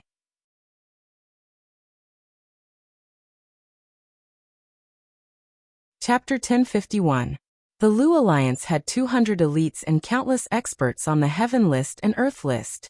In addition to Tian Fa, and the divine weapons in the eyes of ordinary people, Li didn't know where the limit of this combination was. If they were to fight against truly well-trained and well-coordinated elite soldiers, unless they were experts on the Heaven List, it would be difficult for them to display their individual strength. However, against 1,000 soldiers from the Wu Kingdom who couldn't even be considered elites, coupled with the fact that the other party had underestimated them in Tian Fa, the battle ended very quickly. It could even be said that it was a crushing victory. Hundreds of people crouched on the ground and formed a circle with their hands on their heads. In reality, after the two high-ranking generals had died, the remaining soldiers had seen how terrifying Tian Fa and the few experts on the Heaven List were. They didn't have much will to fight anymore. After all, although the other party had fewer people, each of them was like an inhuman monster with divine weapons and divine weapons. They also had the divine weapon Tian Fa on the battlefield. No matter how they looked at it, there was no need to fight this battle. Wei Liang had fought for half his life and had seen and even personally participated in many battles where the weak won against the strong. However, this was the first time he had seen such a simple and unpretentious way of winning. He was worried about the princess, so he didn't think too much. He quickly walked forward and grabbed a person's collar. He asked, "Where's the princess? Where's Her Highness?" After a while, he ran to Li Yi's side with an anxious expression. He said, "They have another 1,000 people who have just attacked the mountain. Her Highness only has 300 soldiers who can fight. We have to go and help her quickly." Li looked behind him and said, "Leave 50 people behind to watch them. The rest of you go up the mountain immediately." These captives had already lost their will to fight. Leaving 50 experts behind was enough. Not knowing the situation on the mountain, Li didn't dare to delay, and led everyone up the mountain immediately. Wei Liang walked a few steps and seemed to have thought of something. He cut off the heads of the two generals who had been killed by Tian Fa, and carried them in his hands. He ran up the mountain behind everyone. "Your Highness, you should surrender. Swords have no eyes. If you hurt the two princes, it won't be good." At the top of the mountain, A deputy general looked at the figure that was surrounded by hundreds of soldiers and was desperately resisting. Yang Liuqing's pure white clothes were already dyed red with blood. Some of it belonged to her, and some belonged to her enemies. Behind her, the young man named Yang Fu had already fainted from fright, and was protected by two people. The remaining 100 or so people around him had long since become bloodshot. A bitter smile appeared on Chen Qing's face. Your Highness, I'm sorry. I'm afraid I won't be able to protect your Highness this time. You've already done your best. Yang Liuqing brandished the sword in his hand.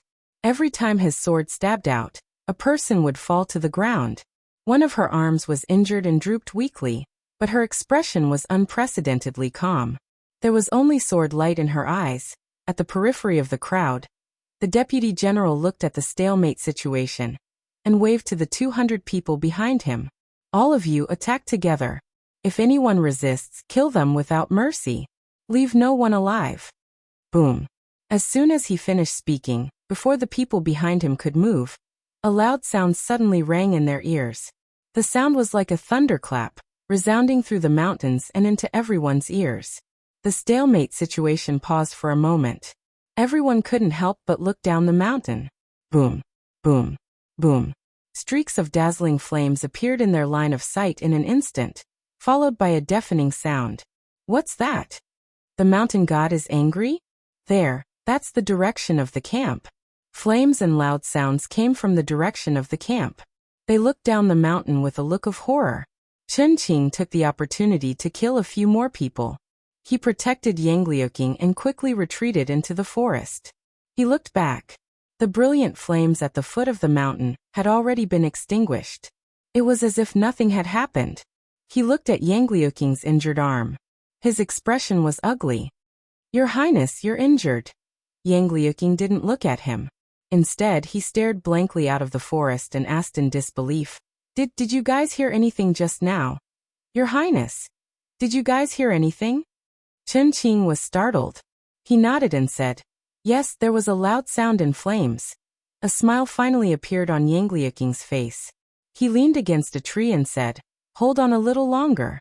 Just a little longer. Outside the forest, the deputy general looked down the mountain that had returned to silence. After a long time, he looked away and said, 2 people go and see what happened at the camp. With that, he looked back into the forest and gritted his teeth. Half an hour.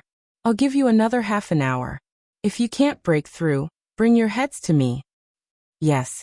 As the hundreds of people approached the forest again, someone suddenly shouted, General, there are people coming up from the foot of the mountain. Looking at the dozens of figures leaping up, the deputy general's expression froze. He asked, Who are they? In a few breaths' time, someone had already rushed up and threw 2 objects at his feet. General Wei and General Xiao are dead. You have 10 breaths' time to surrender. With the help of the moonlight and the flames, the deputy general could already see what was at his feet. It was the heads of General Wei and General Xiao. He suppressed the shock in his heart and shouted, Kill them quickly. Swoosh. As soon as he finished speaking, he heard the sound of wind breaking. He was shot between his eyebrows and fell to the ground. Boom. The dozens of people who had rushed up fell in a dazzling flame. The scene fell silent in an instant. Then it became a mess. No matter how strong the experts in the martial arts world were, even if they were grandmasters, their usefulness on the battlefield was limited. A group of well-trained and well-coordinated elite soldiers might not be able to do anything to a grandmaster, but it was no different from a nightmare for ordinary experts to be entangled by them. It was a pity that the group of people in front of them could not be considered elite soldiers. With the death of a few high-ranking generals, they immediately fell into chaos. A few heavenly punishment was enough to scare them out of their wits and make them put down their weapons and surrender. Of course, there were those who resisted with all their might. In the end, they really died. This was not the land of chaos. This was a battlefield. If they showed mercy to the enemy, they would not show mercy to themselves. The few generals were already dead, and those who resisted were also killed. The fact that the enemy could come up from the mountain road meant that the camp below had already been broken through by them. There was no chance of victory. The soldiers of the Wu kingdom all put down their weapons and were quickly controlled. Wei Liang looked worried. He walked forward and asked loudly, "Where's the princess? Where's the princess?" A figure poked his head out from behind a big tree in the forest and asked, "Are you General Wei?" "Chen Qing." Wei Liang hurried forward and looked at him. He asked, "Where's the princess?" As soon as he finished speaking, a weak figure walked out from the forest. Wei Liang took 2 steps forward and knelt down on one knee. He said loudly, "I'm late to the rescue. Please forgive me, Your Royal Highness." Yang Liuqing glanced at him and did not say anything. He continued to walk forward. Li Yi and Mississippi Lu stood there and watched as she walked slowly from afar. She seemed to be injured. Her steps were not steady, and her body was swaying as if she would fall at any time. Wherever she passed, the crowd automatically opened up a path for her. She walked to the front and stood in front of Mississippi Lu and Li Yi. She slowly knelt down and raised her head. Her eyes were filled with tears. "Your disciple greets Master and Uncle Master." Wei Liang widened his eyes at this scene. He did not hesitate for long before he knelt down on one knee and lowered his head at the same time. The princess had already knelt down. As a subordinate, there was no reason for him to remain standing. Chen Qing, who also did not know what had happened, also knelt down beside him. He temporarily suppressed his doubts. More and more figures walked out from the forest. They could not care less about the feeling of surviving a disaster. When they saw the figure kneeling in front of them, they were dazed for a moment. Then they immediately knelt down. Mississippi Lu lowered her head and looked at her. It was unknown how long she looked before she slowly spoke. "Get up." She did not get up. When she heard this familiar voice, a deep sense of exhaustion came from the depths of her soul. Her body softened and she fell to the side.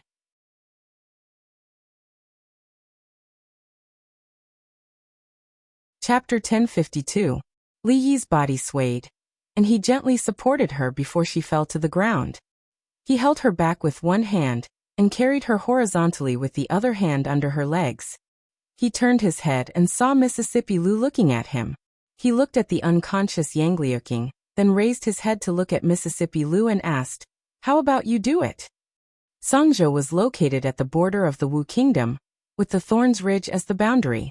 Further north was the chaotic land beyond the jurisdiction of the government. Ever since the current emperor massacred the imperial capital and sat on the throne, heroes had risen within the borders of the Wu kingdom. The government's control over the prefectures far away from the imperial capital had been greatly weakened. For a long time, Songzhou had been occupied by the former border army loyal to the late emperor. Several generals who were loyal to the late emperor and the only princess of the empress wanted to overthrow the court and make the son of the late emperor, Prince Jing, the new emperor. Of course, this was all old history. Not long ago, the border army forces that Princess Duanrong belonged to had been wiped out by the court and several enlistment forces. They had suffered a crushing defeat, and their troops were scattered. Princess Duanrong and the young Prince Jing had also disappeared, and Songzhou was once again under the control of the court. The common people of Songzhou inwardly felt regret. When Her Highness the Princess was still alive, she purged the bandits, sympathized with the common people, and helped the poor. Now that Songzhou had once again fallen into the hands of the court, their future days would be difficult. The current emperor was cruel and merciless. He killed his brother and father, and he didn't even let off the princess and prince who shared the same mother. It was said that last night, the government had dispatched more than 2,000 soldiers to encircle and suppress Princess Duanrong in the Thorns Ridge. The common people didn't dare to make a sound, but they were secretly indignant. Weren't these heartless people not afraid of the wrath of the heavens? Speaking of the wrath of the heavens, last night, around midnight, the Thorns Ridge was filled with heavenly thunder and flames soared to the sky. The deafening noise could be heard even in Songzhou City. That night, many people in the city were awakened, their hearts trembling. In the morning, there was news that last night, the government had dispatched more than 2,000 soldiers to encircle and suppress Princess Duanrong, but they hadn't returned immediately. Countless people guessed that their actions must have angered the heavens, causing the gods to be enraged and send down heavenly lightning and earthly fire, leaving all those people there. Of course, These were all rumors. At this moment, at the foot of the Thorns Ridge, there was a group of people looking at the tragic scene of corpses strewn all over the mountain, and they couldn't help but vomit. Dead, they're all dead. Even General Wei and General Xiao. Quick, quick, send a message to the royal capital. In the Bedlam lands, there was a winding mountain road that spiraled up the mountainside. At the front were several carriages, and behind them were nearly 100 people. Wei Liang finally knew why the Wan brothers and the others were forced to repair the road. The winding mountain paths of the fringe that were difficult to traverse were now smooth and comfortable. They could even travel in carriages. The injured princess was in the carriage at the front. In this half a day, he had also learned an unbelievable piece of news from the people around him. The ownerless Bedlam now had a master. The entire Bedlam lands was now in their pocket. If it wasn't for the princess, even if he, Wei Liang, once led an army of 100,000 soldiers, he wouldn't be able to escape the fate of repairing roads and bridges like the Wan brothers. He looked ahead and was puzzled. What kind of existence was the master of Her Highness the Princess? Li leaned on a carriage, glanced at the carriage in front of him, and continued to close his eyes to rest. Now that Mississippi Lu's precious disciple had been found, he didn't have to worry about her anymore, nor did he have to worry about her doing anything impulsive. Yang Liuqing was injured, but fortunately, it wasn't serious. He would be able to recover after a period of rest. They were now heading to the stronghold where Rui and Ruoqing Zuma were, which was about a day's journey away from here. At some point, the curtain of the carriage was lifted by a withered palm, revealing the figure of an old man. Li Yi had seen him once on the first day, but they had never spoken. After the old man lifted the curtain, he moved a little to the edge of the carriage. The old man was slightly injured in the conflict a few days ago, and his head was still wrapped in a white cloth. After experiencing the bumpy ride of the past few days, he looked a little weak. The old man looked at him, pondered for a moment, and asked, "May I ask if you are Li Yi of Jiang of Silla?" This old man had been in a half-conscious state for a few days, and he only woke up today. Li Yi was a little surprised. Could it be that the name of Jiang of Silla had already spread out of the Jing kingdom, and started to spread to the world? Li Yi didn't deny it, and the old man didn't seem to need him to admit it either. He sized him up and said, "I've long heard of the name Jiang of Silla, but I didn't expect the famous Jiang of Silla to be so young. What a young hero." Li Yi cupped his hands in obeisance. "You flatter me." Just as he was waiting for the old man to continue, the old man put down the curtain and didn't say anything else. Li Yi was a little disappointed. This old man didn't finish his sentence. He was so old, but he still didn't know any etiquette. According to the usual routine, shouldn't he first praise him for being handsome and capable? Then he should express his endless admiration for him? Finally, he should say that it was his honor to know the famous King Jing, and ask if they could be friends in the future, so that they could exchange contact information or something like that. With this kind of emotional intelligence, how could he be a prime minister? The old man in front of him was the prime minister of a country. This was what Li Yi had learned from the general named Wei Liang. When the emperor of the Wu kingdom killed his brother and father to usurp the throne, there was a wave of righteous people who jumped out to oppose him. Although this old man didn't stand out to oppose him directly, he secretly sent Yang Liuqing and Prince Jing out of the imperial capital. Later on, he even quietly left the imperial court to help them build up their power step by step and fight against the imperial court. Of course, he worked hard day and night, worked hard for several years, and suffered a defeat. Now he was back to square one. At his age, he still had to run around and worry so much for a certain belief in his heart. Li still had some respect for him. "Prime Minister, I want to see my sister." A youth's voice came from the carriage. The old man said softly, "The princess is injured. Your Highness, please bear with it for one more day. Wait until tomorrow." Li knew that the youth in the carriage was Prince Jing, who was also Yang Liuqing's younger brother. He was the person they wanted to support to become the emperor of the Wu kingdom. That night, when the imperial court soldiers attacked the mountain, he seemed to have fainted from fear. This was normal. After all, he was only 13 or 14 years old. He was about to lose his life, so it would be strange if he wasn't scared. After all, not everyone was as mature as Li Han. When he was 11 or 12 years old, he could manage an entire mathematics academy. This year, he was only 14 years old, but he had already become one of the big shots in the imperial court. Even the current prime minister and the 6 ministers had to completely listen to him on certain matters. Of course, children of the same age and the same prince were in completely different situations. One was the most famous genius child in the Jing kingdom, the dean of the Mathematics Academy, and an influential figure in the imperial court. According to a letter from Li Xian a few days ago, the former mathematics department of the Imperial College wanted to leave the Mathematics Academy and establish their own school. Li Han gladly agreed, but the condition was that they could pass his test. In the end, everyone failed on the test paper that Li Han gave them, including the professors and even the Minister of Mathematics. No one from the Mathematics Department of the Imperial College passed the test.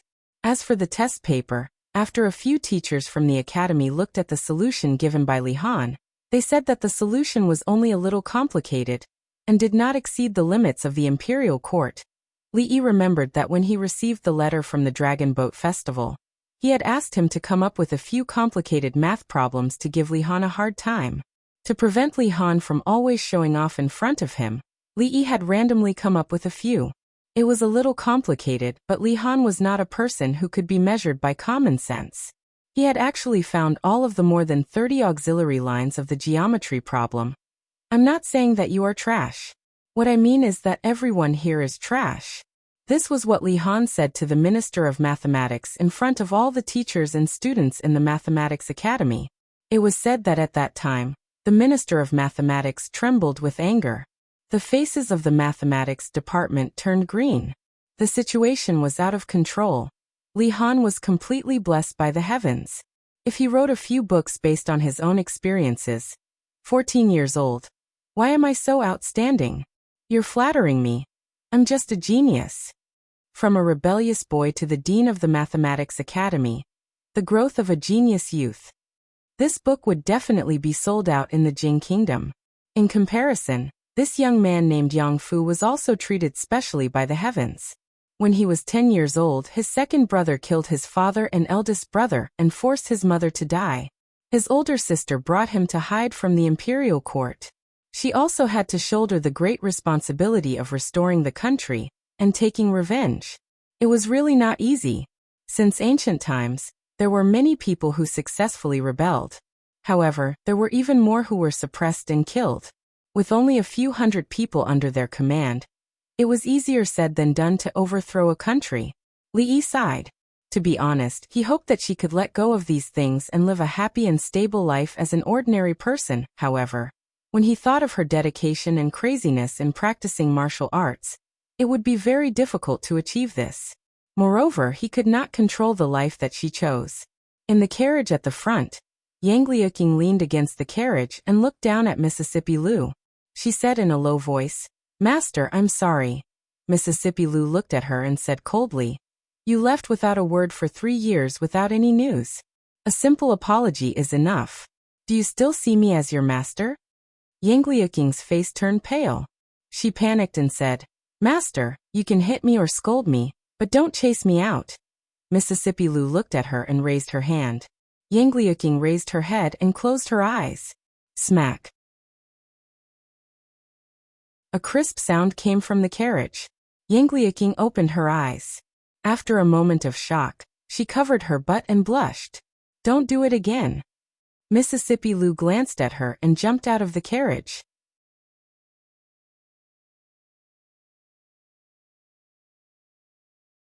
Chapter 1053. One of Yang Liuqing's arms was injured. On the way, Mississippi Lu had already treated the wound for her. The carriage couldn't directly enter the village, so Li Yi had to carry her on his back for the distance from the carriage to the village. Even if Wei and Chen had 10 guts, they wouldn't dare to be intimate with Her Royal Highness. It couldn't be helped. However, Mississippi Lu was his disciple. Why should he carry her on his back? Although she was his martial niece and could be considered as half a family. But in the end, there were differences between men and women. Even Bai Su, who had no breasts, no buttocks, and was narrow-minded, Following behind Mississippi Lu was stronger than him. Although she looked petite and weak, her strength could be ranked in the top 10 of the heaven list. Li Yi was sure that she could definitely beat 10 of him. Carrying him up the mountain was not a problem at all.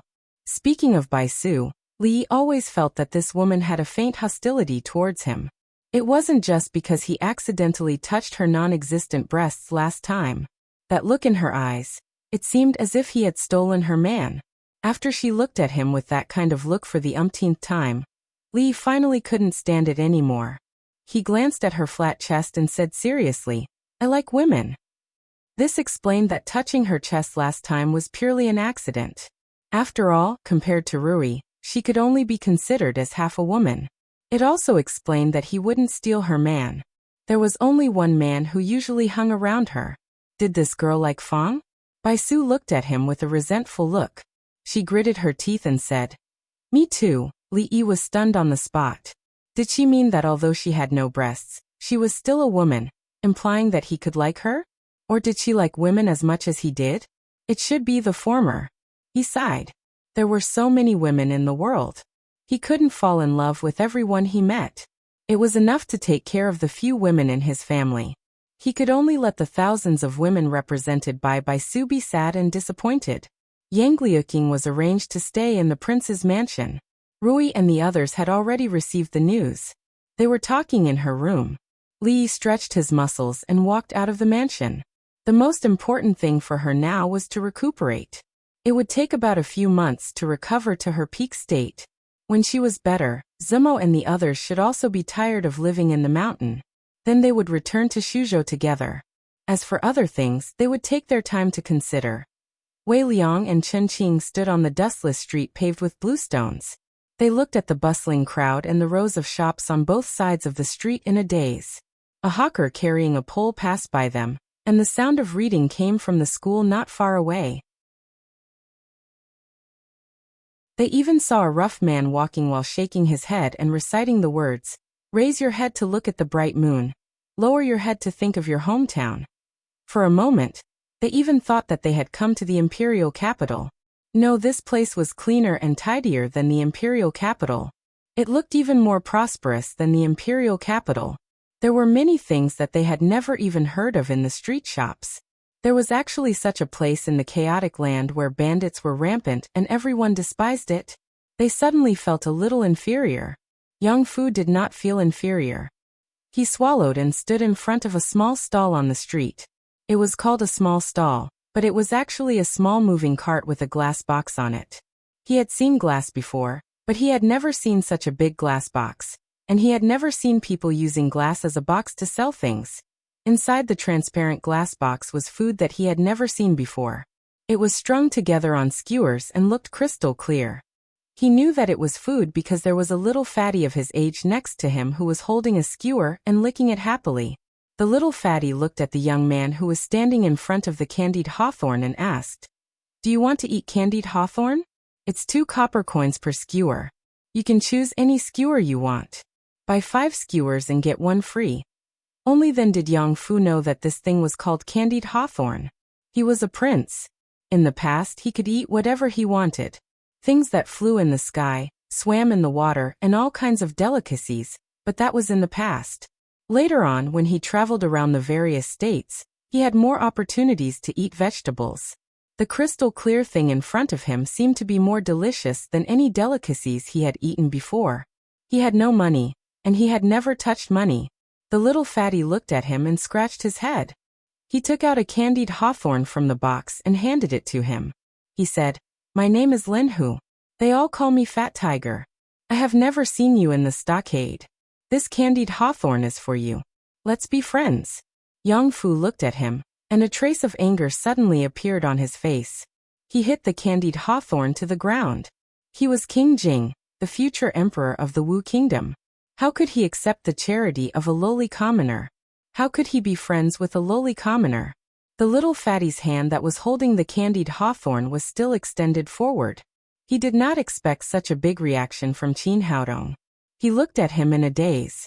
Yang Fu fiercely stepped on the candied hawthorn a few times and said angrily, "I don't want to eat your stupid candied hawthorn, and I don't want to be friends with you."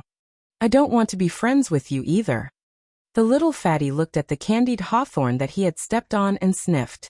He looked at Qin Haodong and said, "You have to pay." Yang Fu glanced at him and said disdainfully, "I won't pay." The little fatty frowned and said, "You are making things difficult for me, fat tiger." Yang Fu raised his eyebrows. "So what if I make things difficult for you?" The little fatty looked down at the mess on the ground and said, "Then do you dare to spit on the ground again?" "Bah!" Yang Fu spat on the ground and looked at him. He said disdainfully, "I will spit. So what?" The little fatty turned around and waved at a man wearing a red armband on the street. He said, "I want to report someone. Someone spits on the ground and litters everywhere." The man quickly walked over and asked, "His Highness is back, but he still dares to commit crimes. Little brother, tell me, who is so unethical?" The little fatty pointed at the youth opposite him and said, "It's him. Whose family's little brat is this? It's time to teach him a lesson." The burly man said as he tucked the handsome but immoral little brat under his arm. He then turned around and walked towards the direction of the school. "Let me go, let me go. How dare you? I will punish you." Yang Fu was almost vomited by the strong smell of a fox. His face turned green and his limbs flailed wildly. "Stop. Let go of His Highness." Two shouts rang in his ears. He had just taken 2 steps when he found 2 figures in front of him, glaring at him. "Oh, rebellion." The big man did not let go of the youth under his arm and said loudly, "Brothers, someone is rebelling." Crash. The door of the opposite building was pushed open. 10 or so men with red armbands walked out and surrounded Wei Liang and Chen Qing. Their expressions immediately changed and their momentum immediately weakened. They looked at the big man and said, "Put His Highness down first. We can talk, we can talk." "Talk my ass. This little brat litters everywhere and is unhygienic. We should discipline him on behalf of his parents." Cough. Cough. An old man walked over from behind and asked, "What happened?" Li Yi had been standing far away from the beginning. He slowly walked over and looked at the old man and said, "This is the rule here. Those who urinate, spit, and litter everywhere need to attend class and complete a test as punishment." The old man nodded and said, "There are no rules. Since we are here, we must abide by the rules here." He looked at the big man and nodded. "Thank you. I don't want to attend class, and I don't want to take a test." Yang Fu was still struggling when he was taken away by the big man. Prime Minister Wang said. Wei Liang and Chen Qing looked at each other and did not stop him. The old man watched Yang Fu be taken away by the big man. Then he looked at Li Yi and asked doubtfully, "I have never heard of such a punishment. Is there a reason for it?" Li Yi nodded and said, "Most of the people in this stockade have never studied. Making them attend class and take a test is much more useful than giving them silver or corporal punishment. They would rather starve outside than go in and study. Once they experience this kind of punishment once, they will never do it again." The old man was stunned. Then he smiled and said, "Wonderful, really wonderful. To think that you can come up with such a wonderful method. Jiang of Silla is really a god. You flatter me." As the two of them were exchanging pleasantries, the big man walked out with Yang Fu. He scratched his head gloomily and looked at Li Yi. He said, "Just in time for the test. This kid has actually studied and can write all 5 words. He thought that it had taken him 2 months to come out, but this kid had only used less than 15 minutes. The big man was even more depressed. Yang Fu looked proud and said, "Isn't it just writing? What's so difficult about it?" The old man smiled and looked at Li Yi. He said, "Although this method is wonderful, it has its limits. For those who have studied, there are not many restrictions. Instead, it will help them. Jiang of Silla should think of another punishment method." Li Yi shook his head and said, "Prime Minister, you are wrong. Rewards and punishments need to be measured. How can blindly punishing people without rewards be the solution?" The old man thought for a moment and nodded.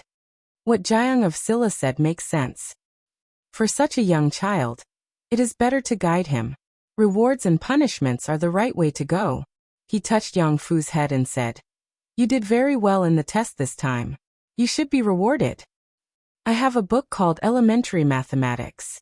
It is a secret textbook of the Jing Kingdom's School of Mathematics. There are 100 classic examples in it. If you can solve all of them, you will be able to see the door of mathematics. Li Han, the king of Jin, started from this book and became the dean of the Jing Kingdom's School of Mathematics. I don't pass this book to ordinary people, but this time it is your reward. He pointed at Yang Fu and turned to look at the big man. He said, "Take him to the confinement room. I will ask someone to send the elementary mathematics over. Watch him personally and don't come out until he is done."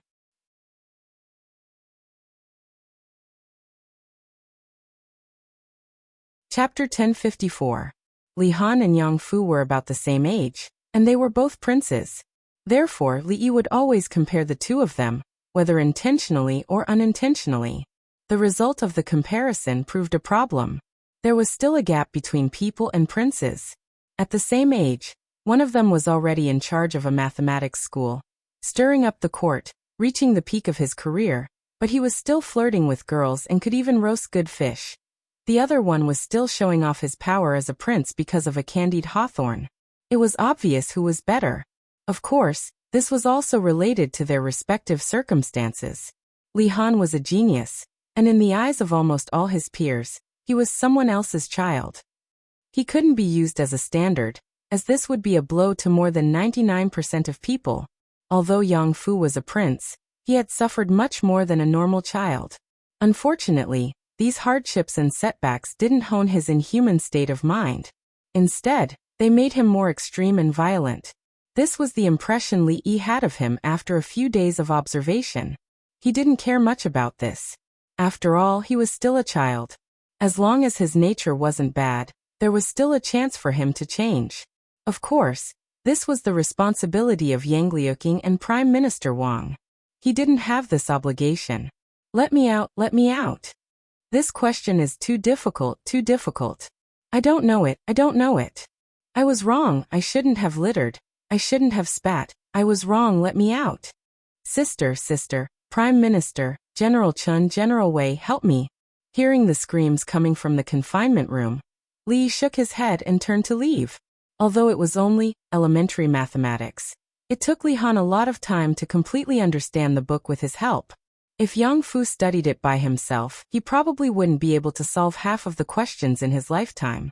His goal wasn't to let him solve the questions. This wasn't the Wu Kingdom, and it wasn't the border army that was loyal to them. It wasn't a bad thing to temporarily suppress his arrogance. Wei Liang and Chen Qing stood outside the confinement room and looked at Imperial Prince Jing, who was frantically banging on the door. Wei Liang then turned to look at the old man and helplessly said, "Prime Minister, look this." The old man waved his hand and said, "Let's follow Jiang of Sila's arrangements first. It's good to dampen his spirit." Wei Liang looked at a figure in the distance and whispered, "Prime Minister, this is Jiang of Sila. This Jiang of Sila is an extraordinary person." The old man looked into the distance until Li Yi's figure disappeared. Then he said, "He has done a lot of great things.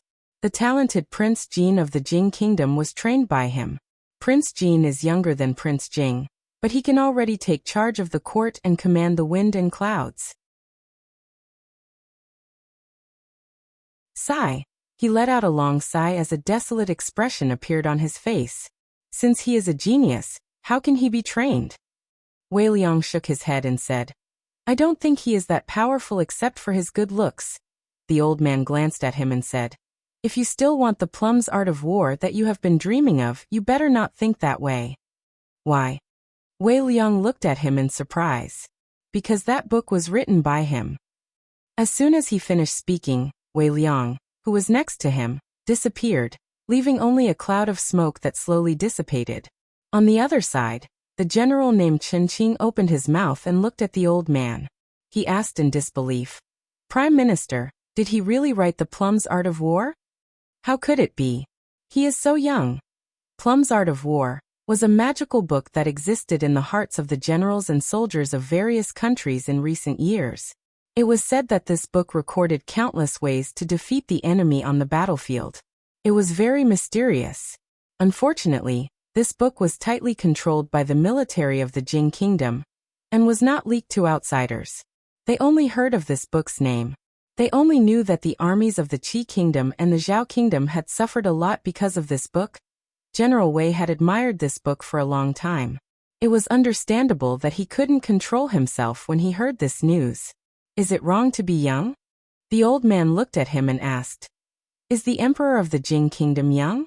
Is the princess royal who assists the government young? Is the third prince of the Qi kingdom young? Is Prince Jin Li Hanyin young? His question made Chen Qing speechless. The emperor of the Jing kingdom devoted himself to developing the country with science and technology. The research of the Academy of Sciences had a lot of applications in agriculture and military formations. The princess royal of the Jing kingdom had the talent to rule the country. She was not inferior to any wise monarch that he could name. He had also heard about the deeds of the third prince of the Qi kingdom, Zhao Yi. As for Prince Jin of the Jing kingdom, Prime Minister Wang often mentioned this name, which often made him doubt that he had lived so many years in vain. These young people really didn't leave a way for the old people to live. However, he hadn't seen the book, so he didn't know whether it was true or not. He still felt that the heavenly punishment was easy to use. It was simple and straightforward. No military strategy could compare to a pile of heavenly punishment. Seeing his expression, the old man knew what he was thinking. He said, I forgot to tell you that the heavenly punishment of the Jing kingdom was also made by the Jiang of Silla, Li Yi. He patted on Chen Qing's chest, where there was a scar that spread to his neck. Also, if you really want to think about it, your life was also saved by the Jiang of Silla.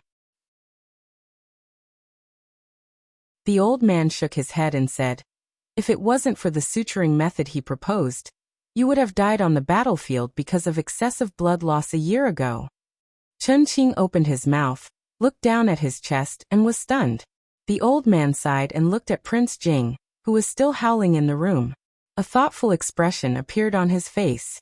After a long time, he sighed again, turned around and left slowly. Li Yi sat on the stone bench in the yard, rubbing his eyebrows and thinking about something. Yang Liuqing was injured, so it was impossible for him to raise the flag to rebel in a short time. In the border army that had been loyal to her, besides the two generals, Wei Liang and Chen Qing, and less than 500 disabled soldiers, there was only an old man and a retarded younger brother who drooled at the sight of candied fruits. Mission objective: overthrow the rule of the tyrant of the Wu kingdom, establish a new imperial court, and help the retarded younger brother to ascend the throne. Mission progress. 0% mission conditions. A general, a deputy general, 500 disabled soldiers, an old man, a retarded younger brother, and herself. Mission difficulty: maximum. Your Highness, Jiang of Silla. Wei Liang walked over slowly and rubbed his hands cautiously. He looked at Li Yi and thought for a long time. Finally he plucked up his courage and asked, have you eaten? Li Yi looked at him and shook his head helplessly. There was only one general, and he was retarded. How could he play this game? There was no chance of winning. There were only a few people in the beginning, and they didn't have any equipment, but they still wanted to overthrow a country. Even he, as her martial uncle, was worried about her. Plum's art of war was actually a hodgepodge of things like 36 stratagems, 6 secret strategies, 3 strategies. After being organized and mixed together, it was named by the shameless Li Xian. This was actually not a secret. War could not be won by relying on a book on military strategy. The outside world's evaluation of this book was too high, and there was a lot of exaggeration. He took out a book from the study and lent it to Wei Liang. When he took the book, his hands were trembling. If not for Li Yi's support, he might have knelt down and kowtowed to him on the spot. After sending him off with great difficulty, Li Yi thought of something. He walked into the study and took out a brocade box from the cabinet. Then he walked out of the study and walked to the door of Yang Liuqing's room. He knocked on the door and walked in. Martial uncle. Yang Liuqing sat up from the bed. Her voice was a little weak. Don't. Just lie down. When Li Yi walked over, she was already sitting up. He handed the brocade box to her and said, last year I met a businessman from the Wu kingdom. He said this was your mother's legacy. I don't know if it's true. Open it and take a look. When Yang Liuqing opened the brocade box and saw the phoenix hairpin, her body trembled. The next moment, her eyes were filled with tears, and big drops of tears rolled down her cheeks. She bent her legs and wrapped her arms around her knees. At first she sobbed softly, but soon she burst into tears. Li gently patted her back. She was carrying so many things on her back. Crying out loud would help her release some of it, which was good for her body. "I've cooked porridge. Try it." Mississippi Lou walked in from outside with an exquisite tray in her hands. In the room, beside the bed, the woman wrapped her arms around her knees and cried extremely sadly. It was as if she had made a vow with a man and was cruelly abandoned. Li sat beside her. It was as if he had gotten a girl's body with sweet words and then abandoned her.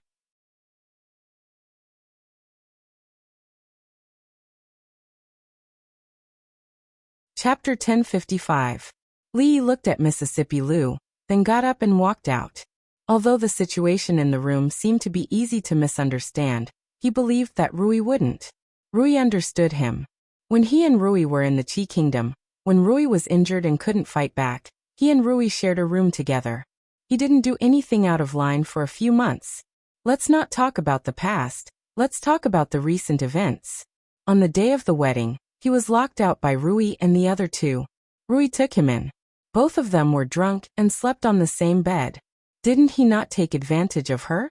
Third Miss Chen stood in the yard and watched Li Duan and Yongning play. When she saw Li coming over, she asked, "How's the girl?" "She's fine." Li shook his head and said, "She's been through a lot. It's hard for her to hold it in. She'll be fine after crying." She nodded and said, "It's good that she's fine. I've heard from Rui about this little girl's background. I don't know how much suffering she's gone through to reach this stage. It's not easy." Li was very happy. Even if Rui didn't understand him, his godmother did. At least she wouldn't misunderstand him. Third Miss Chen looked at him and said, "This girl's life is pitiful. Don't let her down again." Li was stunned. When he came to his senses, he immediately explained, "Mother, what are you talking about?" I just saw you carrying her back." Li paused. That's..." Third Miss Chen waved her hand and said, Okay, I'm not blaming you. You're so capable. I'm happy that so many girls like you." Li looked up and saw that she had turned around and walked out. He hurriedly said, "Hey mother, don't go. Mother, listen to me." His godmother might have misunderstood him. No matter how he tried to explain, she just smiled. Li decided not to explain anymore. Time would prove his innocence. Yang Liuqing's younger brother, Yang Fu, seemed to have some misunderstanding towards him. These few days, he had been avoiding him whenever he saw him. Once, when he was sitting outside, he saw Yang Fu coming out of Yang Liuqing's courtyard. Halfway there, he noticed Yang Fu and immediately hid behind a big tree. He sat there thinking about the future management of the fringe. He also wrote letters to Li Xian, Emingzhu Shaning, and the others. He sat there for more than 2 hours. Yang Fu hid behind the tree for another 2 hours. Before he left, he looked back and saw that Yang Fu had also come out from behind the tree. His pants were wet. Holding one's urine wasn't good for the body. A 14-year-old child actually held it in until he peed his pants. He could do it anywhere he wanted. Rules were dead, but people were alive. He couldn't just hold it in just because there was a rule that prohibited people from urinating or defecating anywhere they wanted. At most, he would be caught and forced to do some math problems. He had only completed less than 10 problems in the basic mathematics set. It took him 3 days. Li wasn't a rigid person. He asked the man to let him out. If he couldn't finish it, he could do it slowly. After all, there would be plenty of opportunities. Yang Fu was still young and didn't understand the value of basic mathematics. On the other hand, the old man named Wang treated it like a treasure. These days, he often brought the book to Li for advice. Any old man who could sit in the position of prime minister at his age was not someone to be trifled with. The questions he asked were all beyond the concepts and standards of this world's mathematics. After all, the mathematics standards of the Wu Kingdom had been surpassed by the Jing Kingdom by a lot. Not only did the Wu Kingdom not have any new mathematics, but the Wu Kingdom also didn't have any perfume or liquor. The Wu Kingdom didn't even have candied fruits. Mathematics didn't belong to Li, nor did it belong to the Jing Kingdom's Mathematics Institute. Li didn't mind the old man implementing it in the Wu kingdom after he learned it. Of course, he was only a prime minister now, so he couldn't implement it even if he wanted to. Thank you, Jiang of Silla, for answering my questions. The old man put away the basic mathematics book that was almost torn to pieces. He stood up and said, I'm going to see the princess. Li waved his hand and said, she hasn't fully recovered yet. Prime Minister, be careful with your words. I know. The old man nodded his head and turned to leave. When the old man walked in, there were still a few people in Yang Liuqing's room.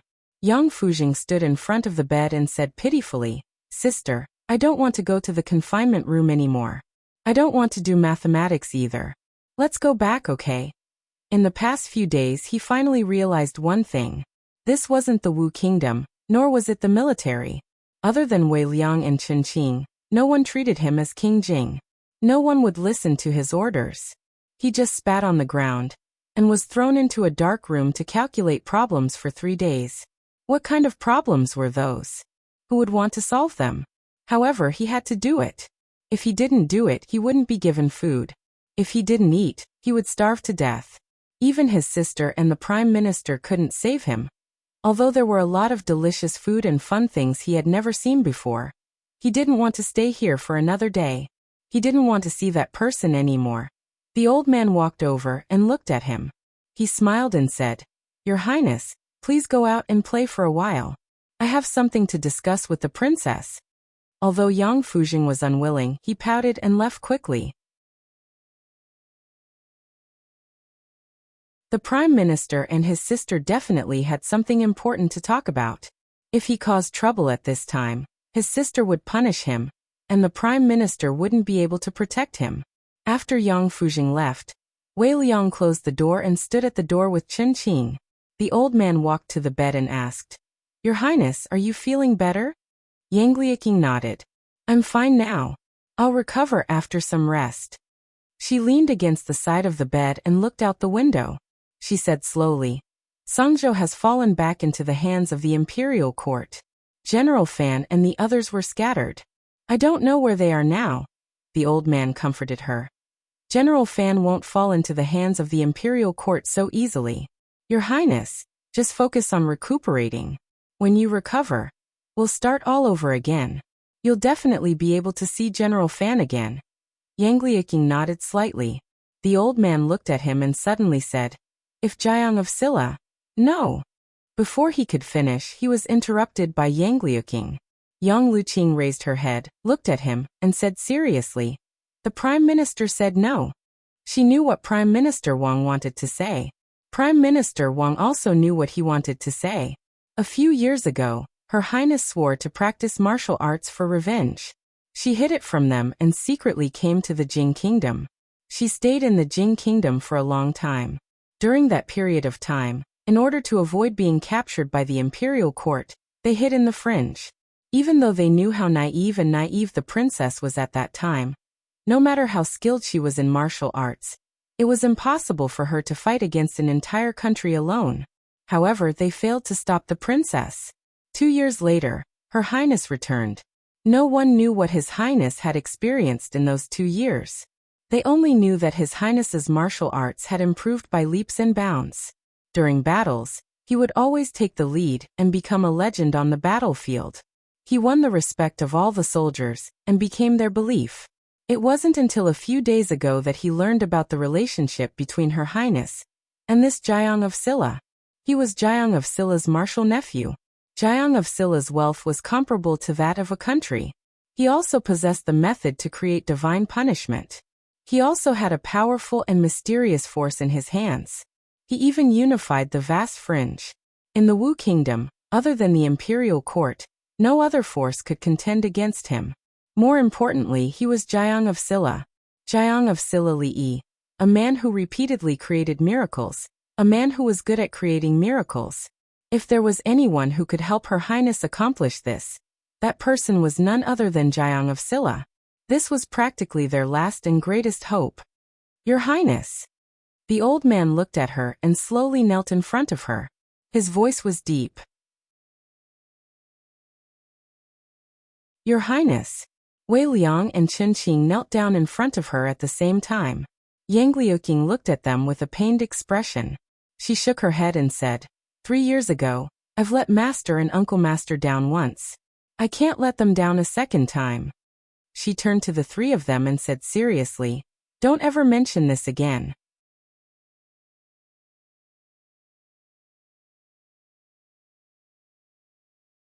Chapter 1056. Her Highness's attitude was very firm. The old man named Wang sighed and slowly stood up. He couldn't deny that he was deeply shocked by Jiang of Silla's wealth and influence. What kind of wealth would it take to build such a paradise in the land of chaos?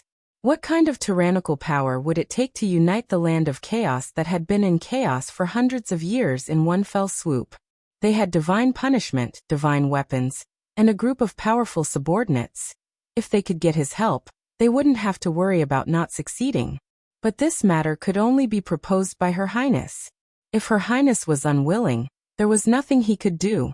He said apologetically, this old subject was presumptuous. I hope Your Highness can forgive me. It's fine. Yang Luqing shook her head and looked out of the window. The trees in the distant mountains were lush, and there was an unknown fragrance of flowers drifting in from outside. She took a deep breath and a long-lost smile appeared on her face. The plan to restore the dynasty can be discussed after Your Highness recovers.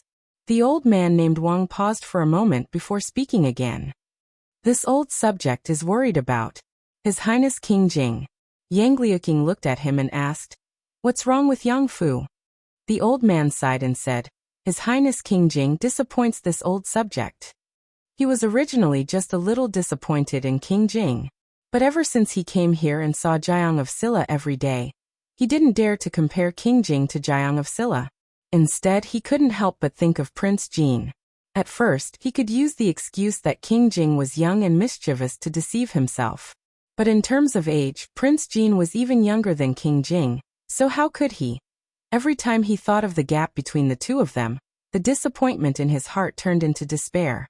If King Jing continued like this, even if they were lucky enough to seize power, from the perspective of the people of the Wu Kingdom, it would be better to let the traitor who killed his brother and father become the emperor. Yang Liuqing sighed. A trace of disappointment inevitably appeared on her face, but it quickly disappeared. She smiled and said, Yang Fu is still young, and with the Prime Minister's guidance he will definitely change his naughty nature. The old man surnamed Wang nodded. He could only use this excuse to deceive himself. Yang Liuqing thought for a moment, and her beautiful eyes suddenly lit up. She said, if Martial Uncle is willing to teach him, I think he will quickly change his mischievous nature. That Prince Jin Li Han was taught by Martial Uncle. I remember Martial Uncle said that Li Han used to be very mischievous.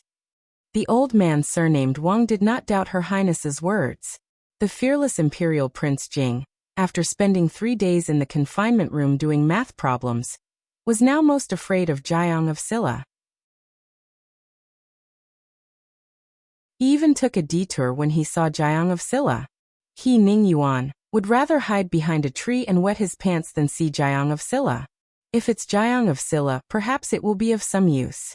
The old man thought for a moment, then shook his head and said, but His Highness Imperial Prince Jing will definitely be very resistant to this. Moreover, no matter what, His Highness is the son of the former emperor, the legitimate heir of the royal family. His Highness' teacher must also be a famous scholar. If he takes Jiang of Silla as his teacher, I'm afraid there will be many troubles in the future, which will not be beneficial to the great cause. Her Highness Imperial Prince taking a teacher was already unimaginable. The Prince of Wu country, the future emperor, was taking the King of Jing country as his teacher. This was an unjustifiable matter. It was inevitable that people would gossip about it, and it would be detrimental to their future plans. Once it was used by someone with ulterior motives, it would become a great obstacle on their path forward. To be able to receive Martial Uncle's guidance is a blessing that he has cultivated for several lifetimes. Yang Liuqing looked out the window and sighed. I'm afraid that Martial Uncle won't be willing. The old man surnamed Wang thought for a moment and said, if he can become the teacher of the future emperor, why wouldn't Jiang of Silla be willing? The emperor of the Jing kingdom is already half his disciple. Most of the princesses and princes of the royal family of the Jing kingdom are also martial uncle's disciples. What's the difference if there's one more Yang Fu or one less Yang Fu? Moreover, she withdrew her gaze from the window and murmured. Moreover, martial uncle is lazy. Zuemo had been pregnant for several months and could not do strenuous exercise, but she still needed to walk more on weekdays. Li Yi walked with her for a while after dinner, accompanied her to Su Fuji's shop to taste a few new pastries, and then sent her back to her room to rest. Wei Liang sat outside with a pair of binoculars in his hand, staring at the street for a long time. If it wasn't for the fact that his other hand was not moving back and forth rhythmically where it shouldn't be placed, Li Yi would definitely think that he was doing something dirty. When Wei Liang put down the binoculars, he found Li Yi standing beside him, and said with a face full of amazement, "Your Highness Jiang of Silla, if this thing is used on the battlefield, won't you be able to see the movements of the enemy from miles away with your own eyes?" Li Yi felt a little sad for the people of the Wu kingdom. Binoculars had long been equipped in the army of the Jing kingdom. As a general guarding the border, Wei Liang's position was not low, but he had not even heard of it. Thinking that even the princes of the Wu kingdom would stand on the street and drool over candied fruits, all of this was not surprising. "Do you like it? If you do, I'll give it to you." Li Yi was not a stingy person. The cost of this thing was not high. It was made from glass, so how much could it be worth? All the children in the stockade had started to play with glass marbles. For me. Wei Liang was stunned, and his voice trembled as he spoke. Li Yi nodded. "For you." Wei Liang's expression was extremely conflicted. After a while he said with difficulty, "No, this is too expensive. I can't accept it." Li Yi waved his hand and did not explain. He walked straight into the prince's mansion. Wei Liang held this magical tool that he named All-Seeing Eyes in his hand. It felt extremely unreal. Did this thing really belong to him now? After a while, he finally accepted reality. His eyes were filled with respect and gratitude as he looked forward. Even though that figure had long disappeared, His Highness Jiang of Silla was really a very good person. Zuemo was resting in the room. Rui and Ruoqing went out. Li Yi strolled around the mansion. When he walked to the door of Yang Liuqing's courtyard, he stopped, turned around and walked in. She was now able to do a little exercise, and was doing some recovery movements in the yard. Yang Fu was also in the yard, squatting at the door of the room to play with the crickets. When he saw Li Yi come in, his whole body shivered. He looked at his sister in the yard and was relieved. "Uncle Master." Li Yi waved at Yang Liuqing, indicating that she did not need to be polite. Old Man Wang was also in the yard. He seemed to be talking to Yang Liuqing about something. When he saw Li Yi come in, he nodded slightly, but did not say anything. Li Yi looked at her and said, "I came to say that the weather is getting cold now. In a few days, we will go back to Shuzhou. You should get ready and go back together." Yang Liuqing nodded gently and said, "Well, I know. That's all." Li Yi glanced at Yang Fu at the door and said, "I'm leaving." "Uncle Master." When he walked to the door, a voice suddenly sounded in his ear. Li Yi could hear that Yang Liuqing's voice was a little hesitant. He turned to look at her and asked, "Is there anything else?" There was a hint of hesitation on Yang Liuqing's face. She bit her lip gently, then looked up at Li Yi and said, I have a presumptuous request." Li Yi asked doubtfully, "What presumptuous request?" I. Li Yi looked at her and found that her face was a little red. She spoke hesitantly as if she wanted to say something extremely embarrassing. He suddenly froze in place and thought to himself, it can't be. He was her Uncle Master. There was a gap in seniority between them. Rui would spank his but until it was swollen. "Uncle Master, what do you think of Yang Fu?" Li Yi looked at Yang Liuqing and was stunned for a moment. Then he came back to his senses and said, "He's okay." Compared to Prince Jin Li Han? Compared to Li Han, this was a bit of a blow. Yang Liuqing looked at him and said, "In fact, although Yang Fu is a little naughty, his nature is not bad." Before she finished speaking, Yang Fu, who was squatting at the door and playing with the crickets, suddenly jumped up. His face was full of anger. He pointed at a maid who had just finished cleaning the room, and came out of the room and angrily scolded, Don't you have eyes? Didn't you see my mighty general? If we were in the Wu kingdom, I would have already sent someone to chop off your head." The maid who accidentally stepped on the crickets turned pale and trembled all over. Li Yi walked over and patted the maid's shoulder. He smiled and said, "It's okay. You can leave first." After the maid left, he looked at Yang Fu. The latter immediately took a few steps back and said in panic, What do you want to do?" Li Yi only glanced at him and ignored him. He walked into the courtyard and looked at Yang Liuqing and asked, "What did you want to say just now?" You're tuning in to the Li Mei's Wuxia Whispers YouTube channel. We're so grateful for your support, and don't forget to subscribe to join us on this incredible journey through captivating stories. Your generosity through donations truly makes a world of difference, as it's the primary source of revenue that allows me to expand and enhance this channel for you. Thank you from the bottom of my heart for being a part of this adventure.